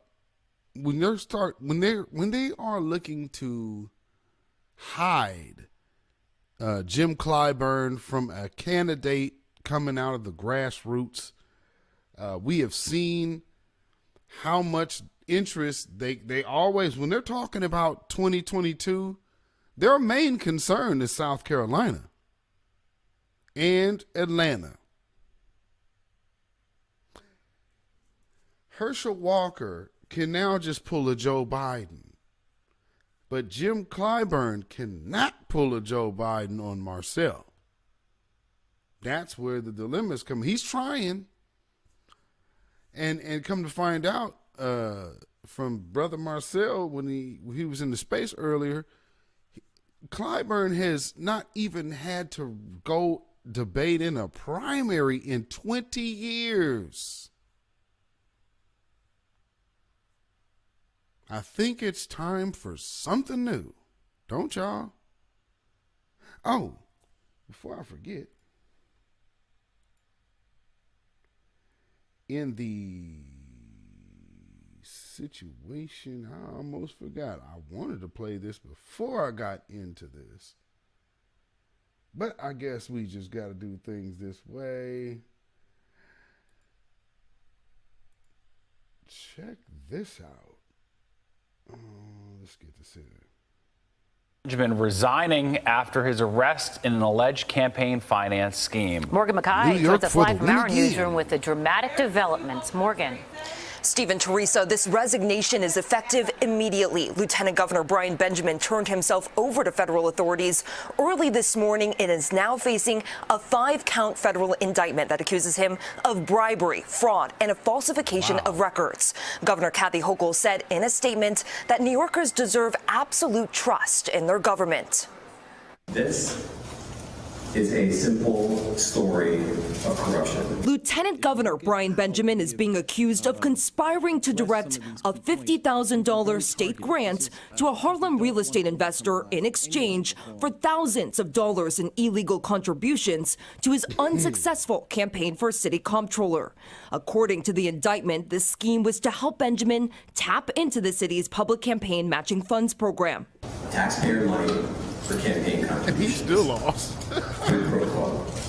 This for that. That's bribery, plain and simple. Benjamin appeared in court on Tuesday and pleaded not guilty to all 5 counts. He was able to post bail, but his travel is being restricted, which means he will not be able to step foot in Albany. Benjamin was appointed lieutenant governor last year by Governor Kathy Hochul when she took over for her predecessor, Andrew Cuomo, who resigned amid numerous allegations of misconduct.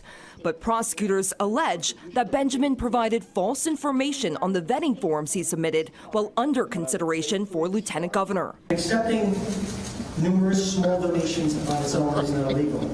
But it is, however, illegal to exploit one's official authority by allocating state funds as part of a bribe to procure these donations. Last month, Benjamin was subpoenaed in connection with this alleged bribery case. When Hochul was asked about it last week, she stood in Benjamin's defense. I have utmost confidence in my lieutenant governor. Uh-oh. Vote of confidence. This is an independent investigation related to other people, and he's fully cooperating. But here's the catch. Even though he resigned, at this point, it is pretty much too late to remove Benjamin's name from the primary ballot because he was nominated by the Democratic Party earlier this year. The only way a name can be removed at this stage of the game is death, being nominated for another office, or moving out of the state. Stephen, Teresa. Wow. Wow. I don't know if I've ever heard that interjected about a potential candidate that just was, you know, but he had to resign, so he's off the ballot. But, well, one of the ways he can get off the ballot is by death. All right. She sounded real real enthusiastic with that, didn't she? By death. All right, calm down, lady. Oh, man. These Kid Gravity Beyond said, this is Whitmere all over again. Absolutely. No harm, no foul. You know, hey, man, we're white. You're white. The judge is white. Hey, come on. We're all alive, buddy. No harm, no foul. I mean, no, if it was a bunch of those jigs over there doing this, I mean, come on, we'd have to have a totally different outcome. We'd be ready to string up those jigs right up. Man, come on now.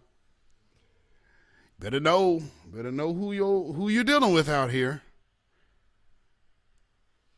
So, looks like New York, this whole system of New York government trying to get black faces in spaces,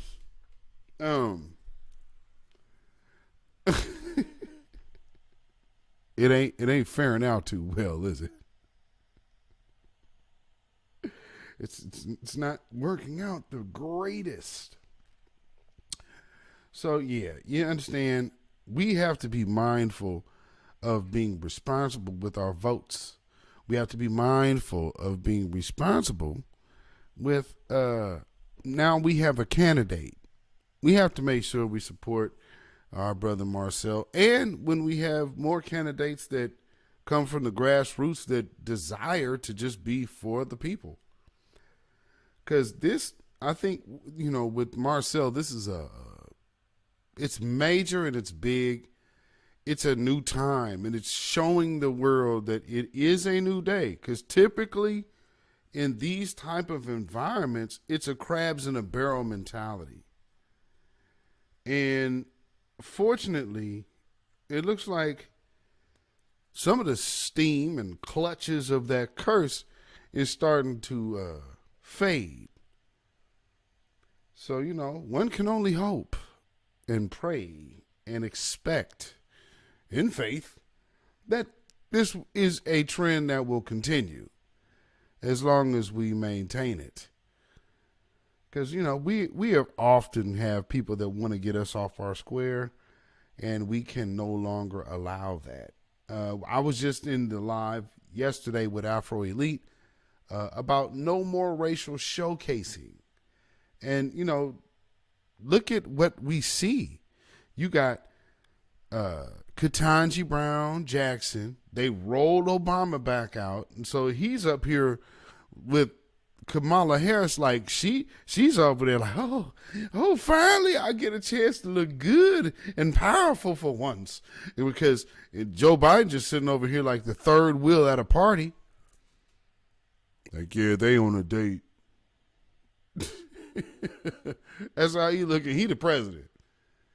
So, what that should be very more telling about, what I want to see is put that same group and add one person to the mix. Add Hillary Clinton. And see if she don't get as much attention as Barack Obama. Remember that black woman who was crying when Hillary lost to Barack Obama in the primary? Who old enough to remember? Because some of y'all young, y'all might not even remember that. Because we was following that like, this is a sad day for women. And so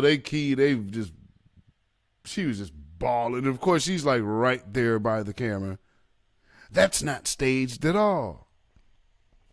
See, the whole point was, black women, remember this visual here.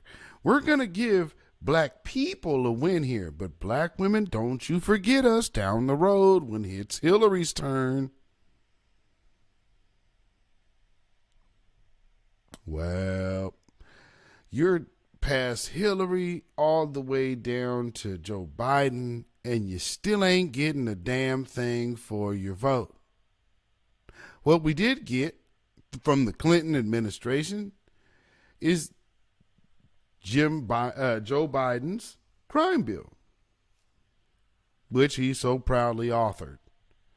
Now, what you did so many years later is you voted the oldest white man, just so happens to be the same white man who designed the bill that is widely responsible for aiding the already well underway CIA plan of destroying black America by way of drugs.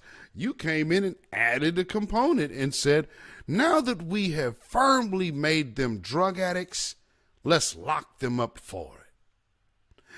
And then let's go to the church to just make sure that these Negroes know, hey, it's better that you kiss our ass and throw your young to the alligator pits called the system, because you just can't do nothing with them and they won't do right. White Jesus don't want them out in them streets doing all bad, smoking their reefers with the pants all hanging down. Well, now here we are with those same kids who were smoking the reefers and with their pants hanging down. They are the middle-aged parents now, have rehabilitated themselves, have now became part of society, and have a vote just as much as their children who are now old enough to vote. Sounds like a whole voting block that you overlooked. No, wait, you didn't overlook. You completely snubbed your nose at it. So one thing that you have to look at, why are your organizations dying? When you sacrifice your young, how do you replenish yourself? See, they make sure that they keep regurgitating white supremacists. That's how you got a Kyle Rittenhouse. That's how you got a Ethan Crumley. They've got that one figured out. But see, because white Jesus was in the way for so many black folks, you were willing to give your family away. Or if it wasn't white Jesus, it was just the ceiling of what they said doing right was. Have y'all ever heard somebody said you got to do right? Who set the bar or set the standard of right to you? I know it wasn't nobody melanated. So again, what are we putting on our people? Then, okay, your children are 18. Kick them out into the street. How does that work for black children when you're already in the deficit financially as a parent? Knowing what they're going to face as a community financial-wise, how does that benefit them? So basically, you put them a whole extra 20 years behind without preparing them. Because these other kids are leaving their parents' home with a cushion. You're sending your children out with a McDonald's job. You see the difference?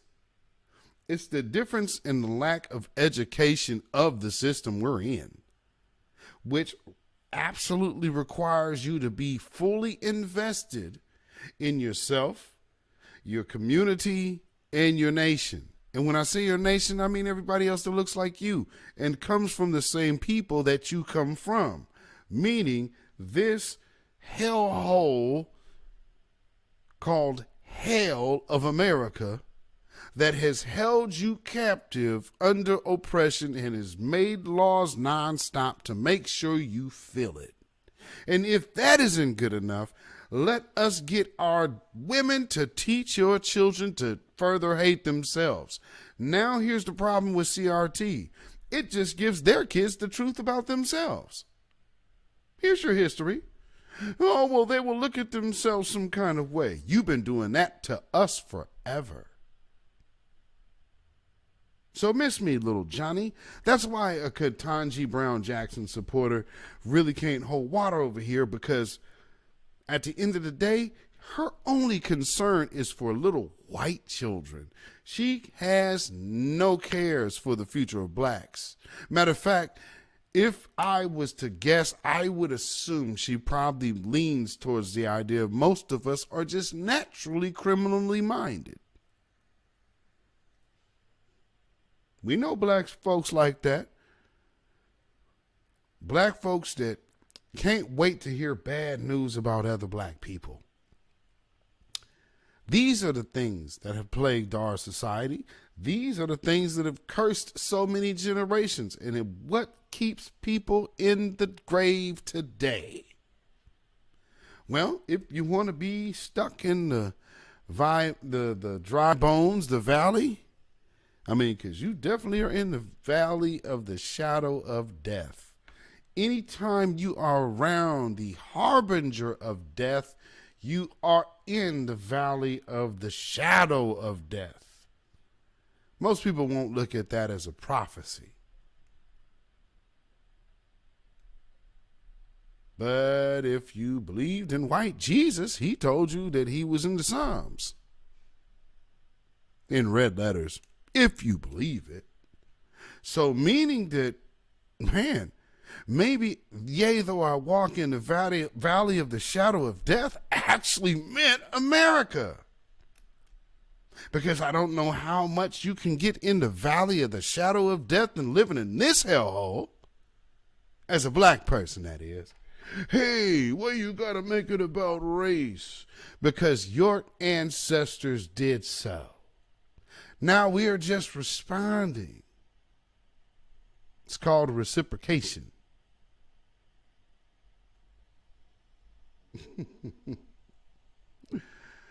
And, you know, like I said, I know when, you know, you what they say when you lay your hopes on something false, like a lot of black folks, don't wait until that day, y'all, because see what y'all doing right now, y'all have willfully given your people away for the idea of acceptance of people whose end just might be like this. Lead us not into temptation, but deliver us. I mean, I'm just saying, be careful of who you envy. Be careful of who you want to follow. And whose standard of, you know, righteousness you want to be a part of. Discernment. Wisdom. And time and patience usually come in handy. Because just like Benjamin Franklin said, haste makes waste. Lead us not into temptation, but deliver us.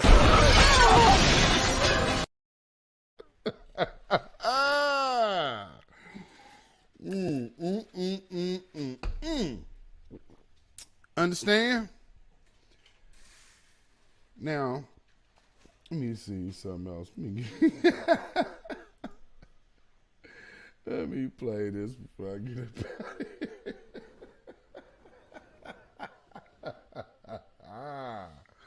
You know, man, these people fed our children to alligators, man. You ain't got nothing to feel bad about. Miss me. What about them people over there? There's their children and children and children.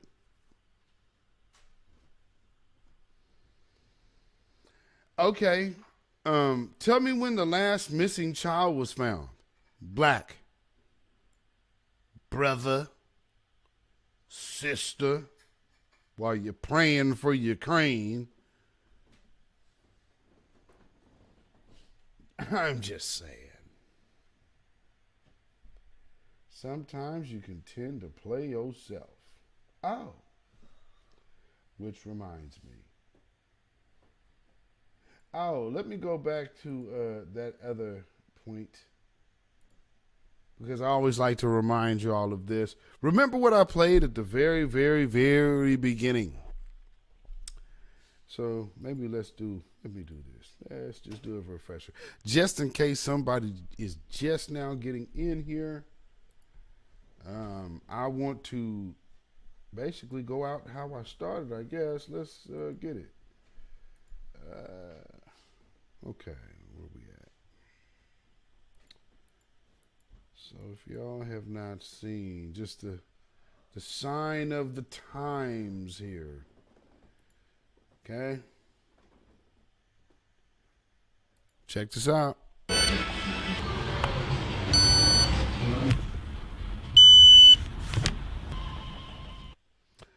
Yeah, you're seeing that correctly. They're paying with the chip in their hand. You know, which, if you are new here to the Beatzilla PDX official show, please hit that like button. And this is something that, because you're new here, you have not ever seen this on this broadcast, because, of course, you're brand new. So let's just refresh this part for those who understand what I've been talking about for a little while here. The sudden rollout of Rook Unlimited's most fantastic device ever. The Smart Mark. Throw your other devices away, because the Smart Mark is more than just a phone. It's part of you. Use it as cash. Book your travel. And even shoot video. Distribution points are all over the city. And don't let the lines discourage you. The Rook Unlimited Smart Mark is worth the wait. I never realized how wonderful technology could make me feel. The Smart Mark has brought order to my life. And the best part? It's absolutely free.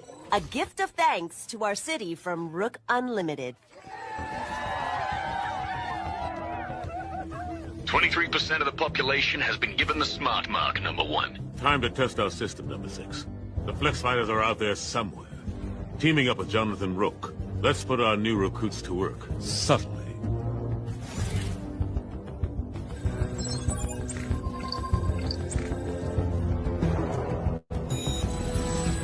We should find the Flex Fighters.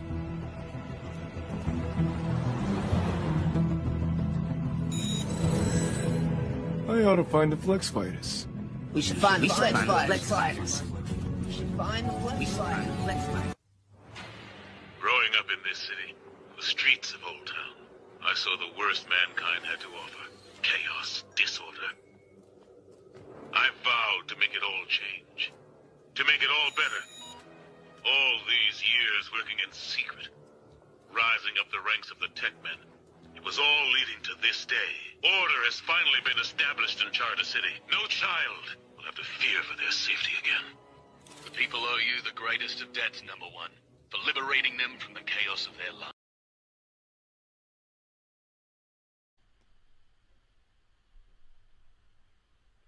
From liberating you from the chaos of their lives. So see, the chaos means freedom. If you guys didn't understand. So the chaos that's in your life is the freedom that's in your life. And they're relieving you from all of that chaos in your life by you relinquishing your control. By being made or strongly suggested to get that Smart Mark.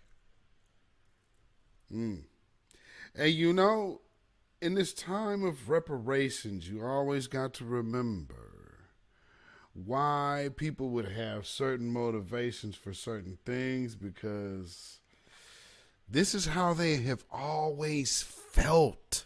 Bringing the children into it any more than we have to. We're doing it for the children, but I don't feel that they are old enough to understand the problem as it is. Do you think a Negro family moving here will affect the community as a whole? Definitely. In what way? I think that, well, the property values will immediately go down if they are allowed to move in here in any number. And what of the dream of middle-class respectability? If a Negro family can afford what you can afford, how do you justify your feeling of superiority? What other objections? Let's really be clear about that. So I'm not going to sit here and say I'm going to do something that's only going to benefit black people. No. Makes sense why they would get a Katanji now, huh? So with that being said, we at the New Black Media and at the B1, I can speak for myself as a founding member of our Kebulon. And I will speak for myself on this one. I got to ride with Jeremiah Wright. First was the controversial Reverend Jeremiah Wright. I say America, America's mother, America's daddy, America can eat a dick, America can lick the balls. Yeah. You know, and that's how it is. If you ain't trying to kick in that reparations, man, and all of your flunkies, man, just remember how Brother Marcel Dixon did Michael Harriot last night. Because this was Michael Harriot, this was Marcel up after he got out that Twitter space after that debate. Teach a man how to squabble. Get that trigger next time, nigga.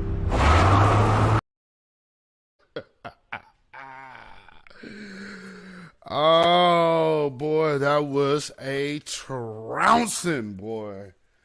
Good Lord. I'm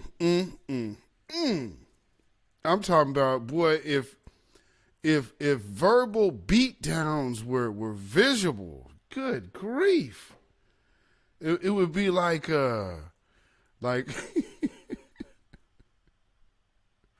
it's like a grown man beating a baby or something like that. Because, I mean, this was crazy. It was crazy. It was like Uncle Jerome going ham on that dude who just wasn't ready. Like, maybe you show a little respect, you wouldn't have got your ass lit up. And then you see the aftermath. Go ahead and get your boy up.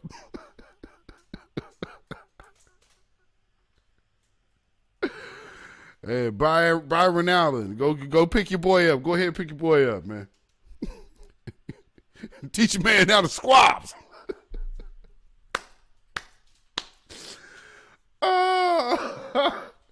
For those of y'all who have not got a chance to hear that debate on Twitter Space from last night with Brother Marcel and Michael Harriot, treat yourself. Treat yourself. Truth be told, that should be a live all by itself, just breaking that down. Because, I mean, oh my goodness. I have never heard a candidate give so much history behind their points like Marcel was giving. And that was just, like I said, it was a masterful, tactical, verbal execution. I mean, an intellectual slaying. Oh, man, it was great, man. It was really great. So, yeah, man, it's something. That's one of them things that's good to see. It's refreshing to have something new and have a new candidate coming in the mix. Just shaking up the game, man. Shaking up the game like a bag of peanuts, man, because we need it. We need something new. We don't need that same old fish frying, catering into the old dying generation. I mean, you're not finna get new, young, old Negroes, man. So we have to start moving in a new direction. And shoot, we got this. Because most of us, and like the parents of my age, we wouldn't let y'all come near our children. Now with that foolishness, we see how y'all lost. So no, we need something new. We need some new thinkers around here. You know, put them in a book instead of on a team. You know what I mean? Just saying. Oh yeah. You said Harriet made Jamaicans look like Nigerians last night. Pissed me off to no end. Man, he was, he had to kind of save face because he's a writer. And kind of one of them big names in those spaces. But, when it comes time to actually put that garbage, see, the Root know that their stuff is trash. The Griot know their stuff is trash. All of them do. But they've gotten away with it so long because they've been the only people speaking. Well, that day has came to an end. And, you know, couldn't have been any time sooner.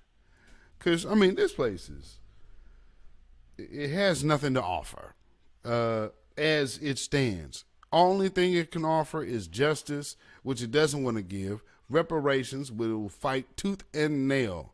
Now, prime example, and not to scare anybody, but if you guys have ever watched the very, very first Planet of the Apes, I wouldn't even tell you worry about watching the whole damn thing.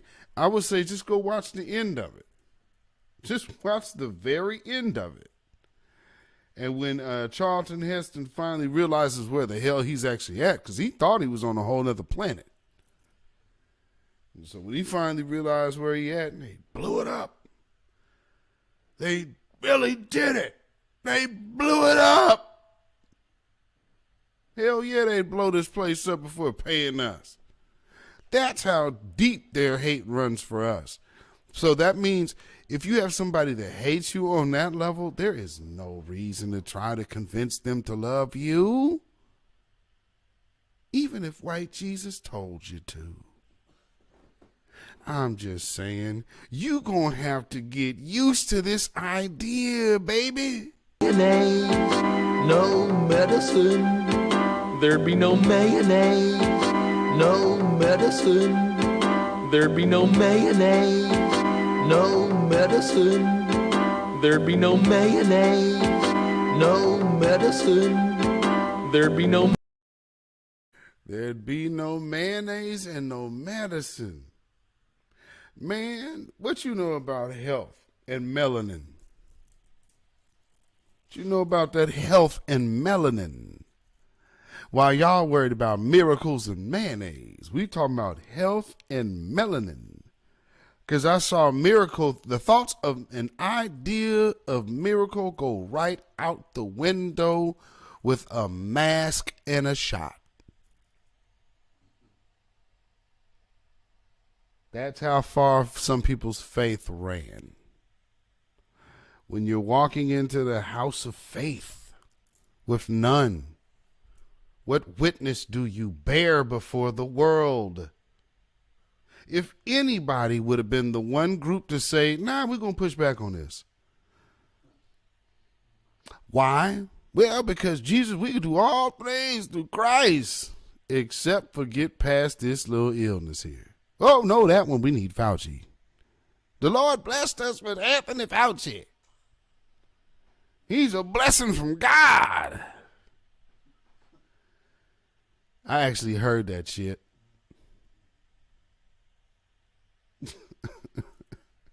I actually heard that. You know, it's like, you can't be serious. Whew. Our people.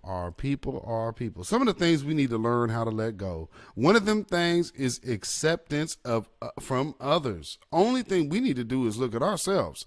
We ain't praying for Ukraine when we're not praying for ourselves. We're not praying for other groups when we're not praying for ourselves. And another thing that kind of irritated me about this thing that happened today, about the California reparations meeting, they had a lot of these immigrants in the conversation talking about things that happened to them. And then you had these little high schoolers that these little kids were so mixed up. They're trying to do things for everybody that I'm just like, hey, little kids, and all of this is not about racism. This is about slavery. Well, I think dividing reparations just based off of slavery. Well, then you have a whole different conversation of another claim.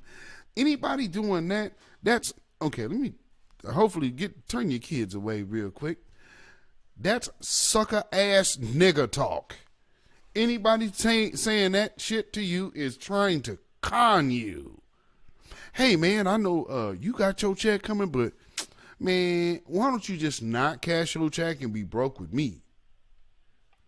Better yet, well, I tell you what, man. Yeah, they wrote all of it in your name, but why don't you do this? See, man, I'm just as black as you. Don't you think I should get some of that too? Yeah, but this is for the time I put in. Oh, but shoot, man. I was over here in a whole nother country, man. I was putting time in over there. Don't you think that makes me entitled to yours, too? If anybody falling for that, like I said, I got a bridge to sell you for $100. Starting price. Hit the Cash App. Bidding starts at $100 for that special bridge.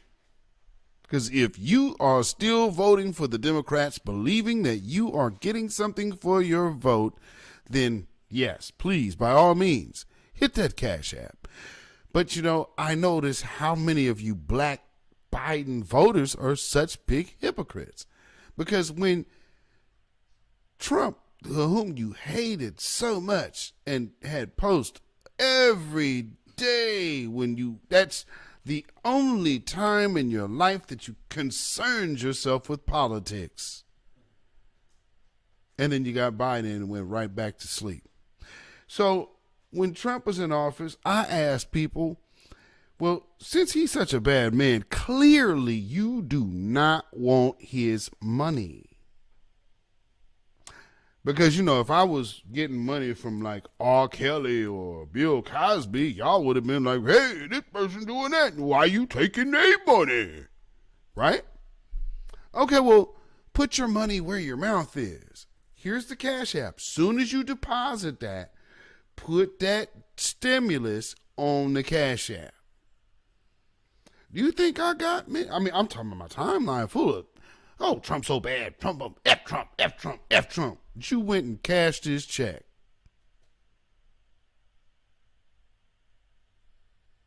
I ain't even going to say what you are for doing that. But you know. So at the end of the day, it don't matter who throw a little bit of change at you now, do it.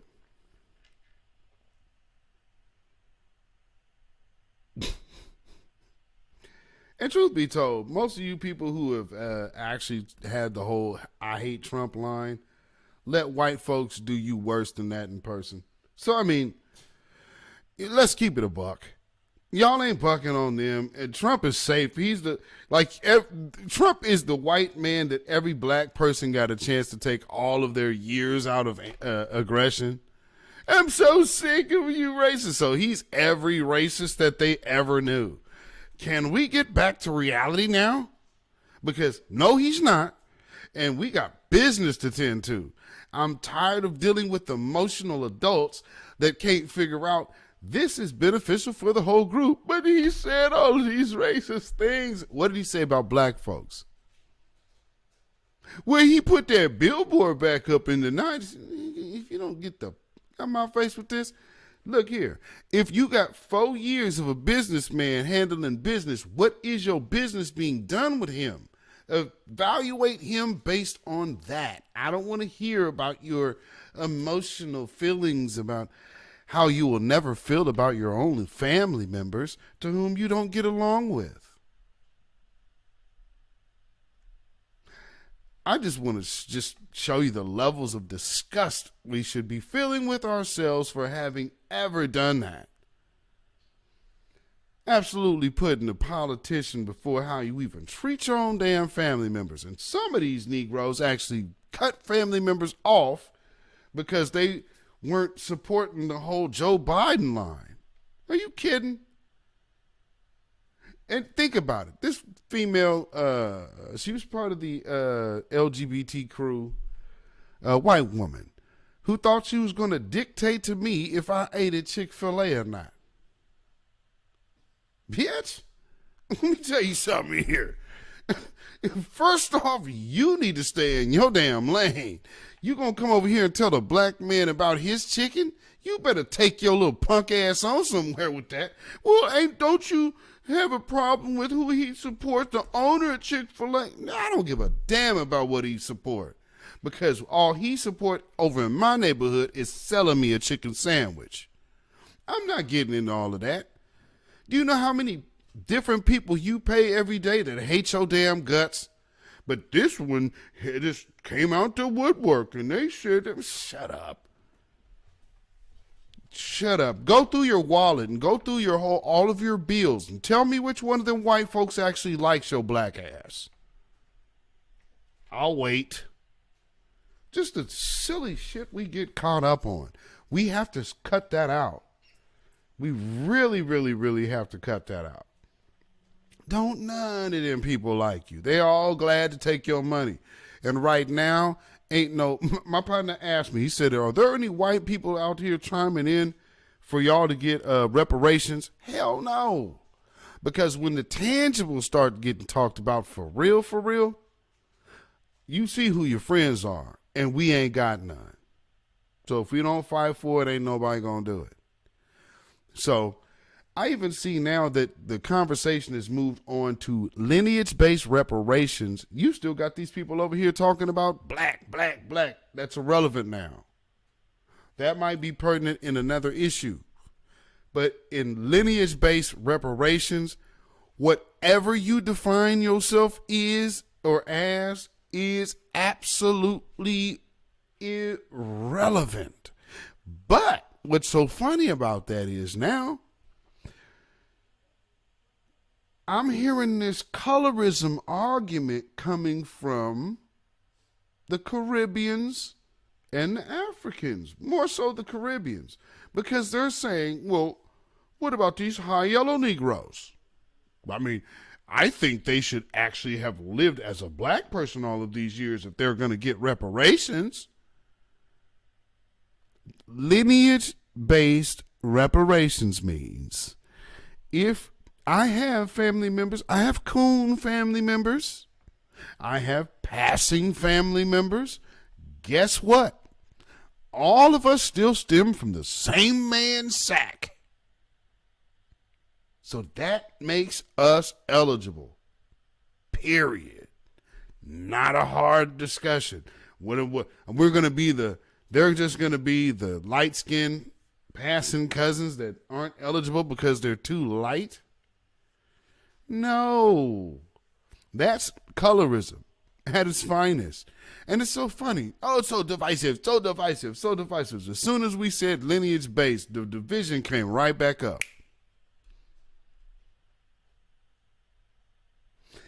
Yeah. See, that's us standing first. Somebody has to be the first. Then everyone else can follow lead. That's why people follow leaders. We aren't built to be followers here. That ain't why they brought us to America. They brought the strongest they could. Losing a war, losing a long-fought war that been chipped away, got these people out of exile and brought them here. Then for the people who were already here that were able to successfully escape from hundreds and maybe 1,000 years before. I mean, we're talking ancient times here. And these white folks know this history. Don't you let them up here just start telling you any old thing. And when they start coming into these spaces, well, see, because black people have this one particular gene, miss me. Well, it just kind of seems to me that it's a little divisive and this and that. Man, no. What is divisive is when somebody knows you're due something and then they're trying to con you out of getting it. I don't know anything more divisive than that. You know what I mean? So all I can say is, for everybody else who's watching out there and watching the moves that foundational black Americans make, the freedmen make, descendants of slaves, even that organization, I'm not sure what they're doing as an organization, but for the members of ADOS who subscribe to the lineage, for them too. I mean, for me, I've always been like this. I rock with ADOS people, although their leaders don't rock with me. Now, you got to go start digging and asking some questions. Why? But, I was there. I'll put it to you like this. As soon as me and Sandy Darity started following each other, the block party commenced. So, oh, he knows. Oh, yeah, I got a whole boatload of emails. But whatever. So with that being said, always understand we have a bigger fish to fry. And that is conquering this wicked, wicked, wicked system of white supremacy, which the religion is just pure evil. It's a religion to these people. So they teach it. And one of the things that they are doing as a measure is trying to make sure we get censored. And now with this puppet, or, you know, maybe he's legitimate lone wolf black man, who would leave his credit card and basically mailing address for the police after a mass shooting. You know, hey, that's, you know, this is not really something you typically hear of. Maybe we'll hear his story when he comes to court and defends himself, if he isn't hanged, or I mean, that other thing in his suicide. That's what they call that. That's right. In his cell, I mean. So you gotta just keep an eye on it. I don't know if this dude will get a chance to speak in front of a camera, but actually in New York, they can't put cameras in the courtroom in New York. That's right. So yeah, even if he did have an outburst, we'll never know, because, you know, that would be a tailor-made story. Oh, yeah, the subway shooter has an outburst. And, yeah, who knows what they really going to let us know what he say. You know what I mean? They going to just tell us, well, he identified this group. I'm just waiting for them to start coming out with the BIE talk. Because, you know, they're already talking about how he's blaming white supremacy. That right there, when you see that, that means white folks go on alert. Potential jurors, make sure, you know, this guy, hey, he doesn't like white supremacy. Because truth be told, a lot more people do not have the type of problem with white supremacy as they publicly present themselves to have. You know what I mean?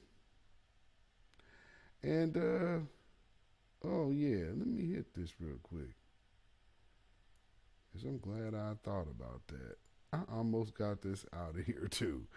And let me remind y'all of something. When you start hearing people talking a certain way, remember who the architect is. I told y'all, and I always tell y'all, who the queen of the DNC is. So always be mindful that who is calling the shots. And when you start hearing other people talking like her, you know where it comes from. Nothing to invest in our schools or make college more affordable. They'll ban books but do nothing about guns. They'll make it harder for people to vote but easier for big corporations to bust unions. They'll let polluters trash our environment and let Donald Trump trash our democracy. That's why I intend to work my heart out to elect Democrats up and down the ticket this November. And they just gave him $30 million to make sure that they vote nothing but Democrats up and down the ballot this November, which is 2022. Yep, looks like, and they've already rolled out old Barack. You know, they were going to try to usually hold him back till about 2023 at least. But got to break him out early. They've just now recently broke out Michelle Obama. I read something with her basically trying to pump up Ketanji on the sister girl tip. Ketanji is a black woman who don't fool with black people, period. And going to Howard is no big deal. Candace Owens and Rachel Dolans all both went to Howard as well. Okay, so impress me. Where's the impressive part here now? Oh, they went to Howard. So did Candace Owens. Oh, not to mention, you Deltas, you got a whole white woman in administrative position in your oldest black sorority. First thing y'all went to do was go get a white girl. But I don't want that. And gave her position.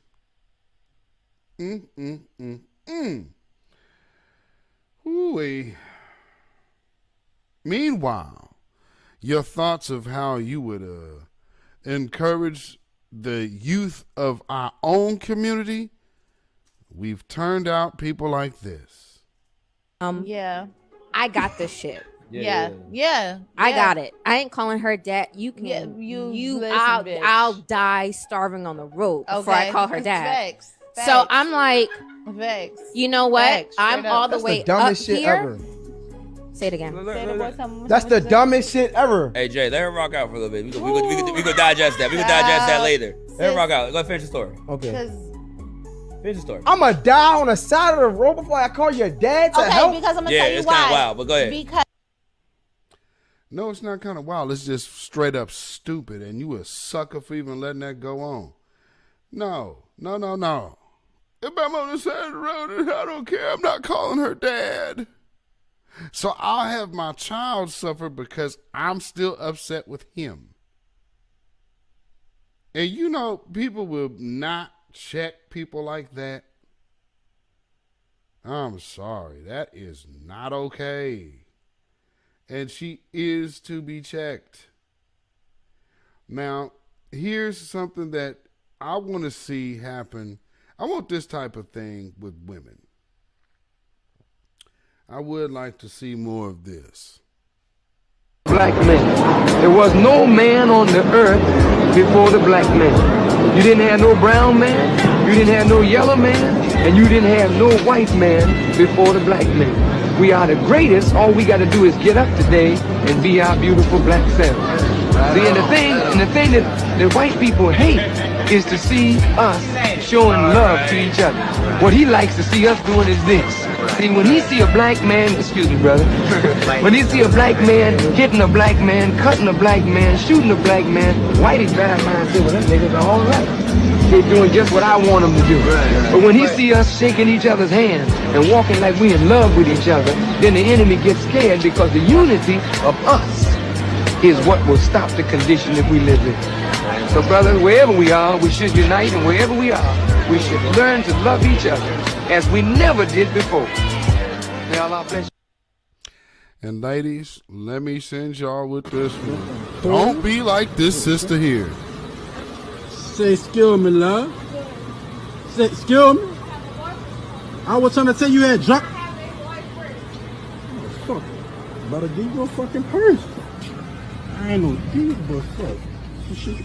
Oh, Lord. Today my looking for you. This little girl wants some gas. How you doing? You get $20 on Pump 11. Thank you. Like a dog. Fuck. Save my little coins. They're trying to give her a fucking purse. She got a little tool, you know? Not look at her looking stupid, looking for her. That's why I'm mad.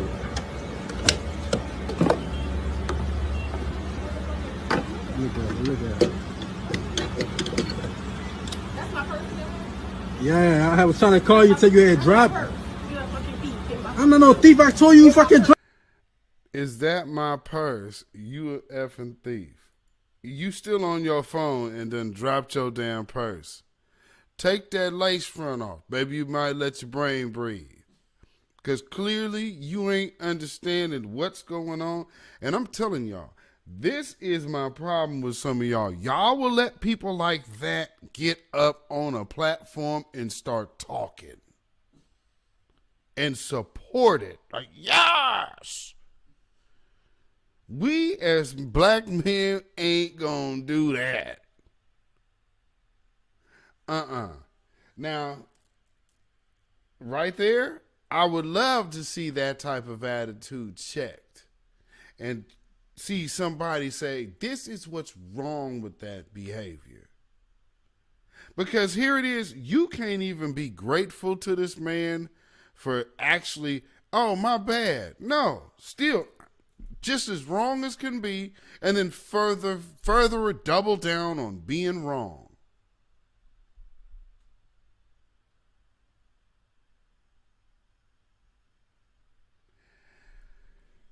I think I'd say it's safe to say if we dealt with that type of issue in our community, relationships could probably go a longer way. But, and I'm saying across the board, not just romantic relationships. I mean, dealing with people on an interactive level. He was there trying to get her attention. She's so oblivious. Oh, I got a man. I got a man. I got a man. I got a man. First off, chickie, you're not Rihanna or Beyonce or, come on now. Let's cut that out. Okay. So, you're at a gas station. Excuse me, love. So actually he's really approaching you in a respectful manner. So what way can you be approached to say, hey, ma'am, you dropped your purse? There's no cordial way to inform you that you're about to drive off without your shit. What's more important to that individual at that moment? Having a nasty ass attitude.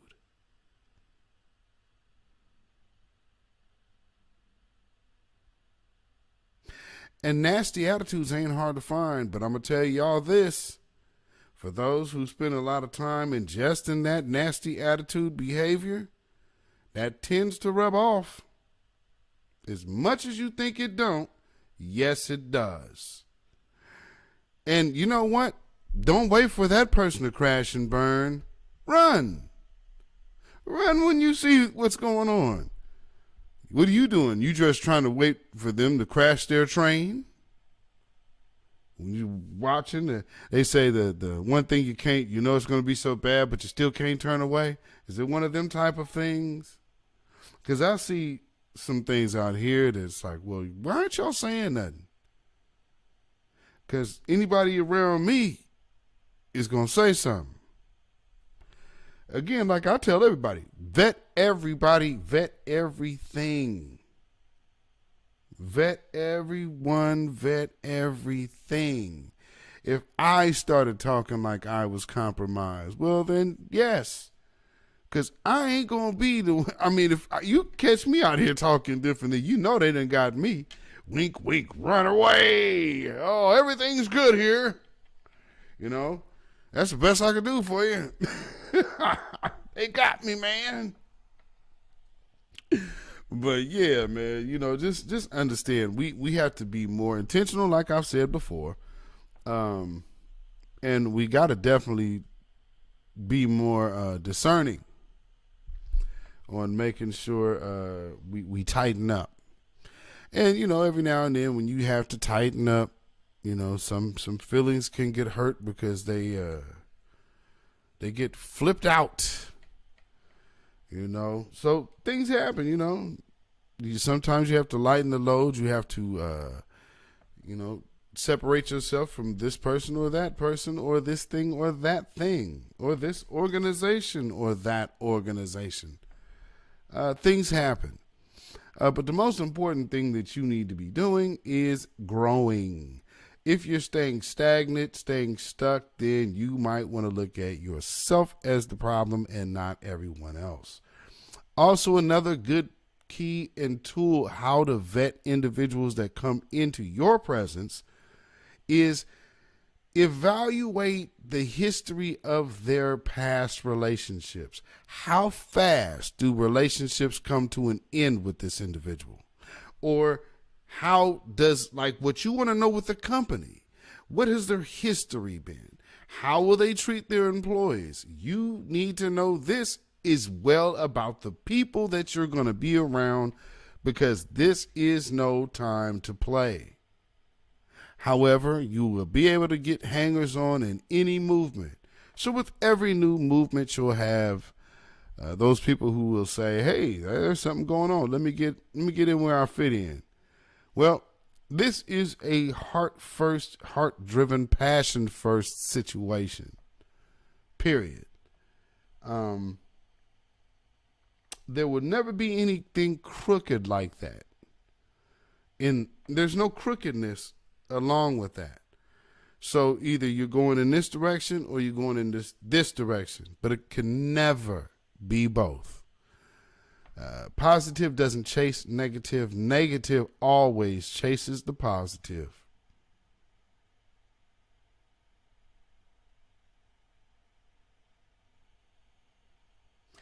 Babylon is fallen. Babylon is fallen. Let it fall and let us rise.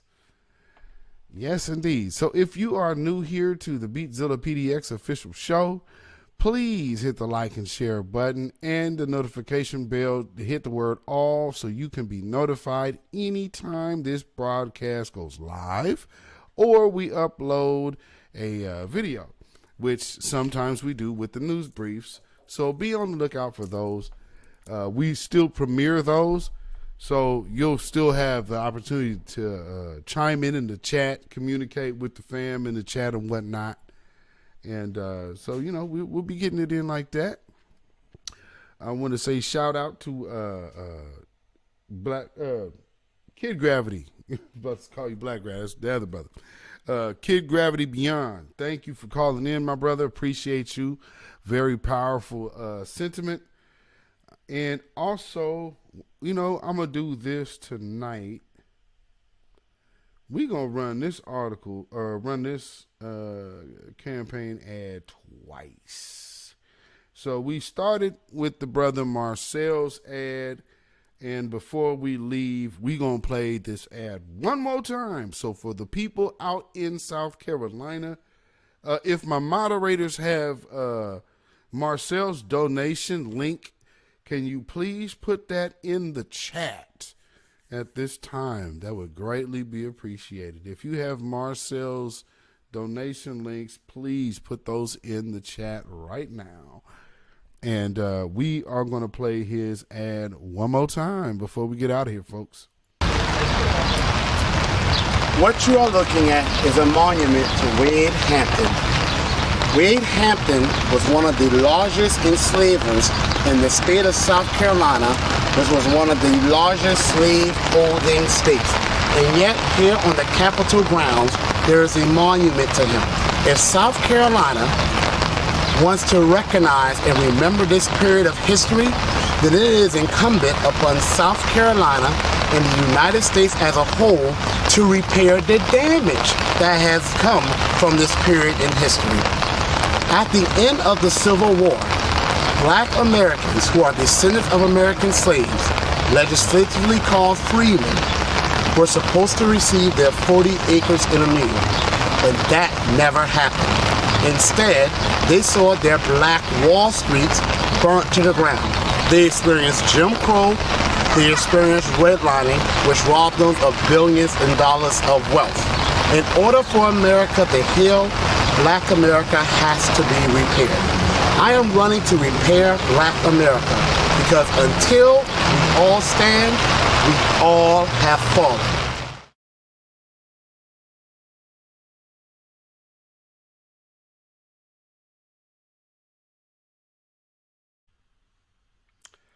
That is what's up. And man, with that being said, shout out to that brother once again for a brilliant debate last night. I really hope he gets the chance to debate Jim Clyburn one-on-one. That would be dope. You talk about intellectual execution, because it's going to be televised too. So I mean, you talking about let's get that one done. Yeah, let's get that one done. Because I think that would be extremely pivotal. that pivotal of emotion for people to see, damn, grassroots might actually be the answer. I'm telling you. So with that being said, family, you can follow me on Instagram, beatzillapdx, Twitter, beatzillapdx, Facebook, beatzillapdx, Patreon, beatzillapdx official, and also on Melanated People, Michael Beatzilla Whitmore. You can also email me at ourrealtruth@gmail.com. That's ourrealtruth@gmail.com. And of course, if you feel so inclined to put some money in the bucket by way of donation, you definitely can at CashApp, $beatzillapdx. That is CashApp, $beatzillapdx. And also we have PayPal, which that is Zilla Music. That is ZILLAMUZAK. And with that being said, family, you know, of course we have Our Real Truth, the podcast, Anchor FM, Google Podcasts, iTunes, Spotify, various other locations. And then, of course, those are typically simulcast here. So be on the lookout for those as well. If you subscribe to the automatic download, then you can get it that way. I know Google Podcasts does that. And iTunes. So you can go check it out there. And with that being said, I think that is everything. We will be back Friday for the weekly wrap-up, as we normally do around here. And if you are new, this is our traditional exit on this broadcast. We leave out of here letting you know what the man really said versus what they tried to lie on him and said he said. So around here, we always slang the stone of truth. Shalom, y'all. When you know who Satan is, Yes, sir. you don't have to kill him. No. The stone of truth. Yeah. See, that's what you throw. Yes, sir. Right.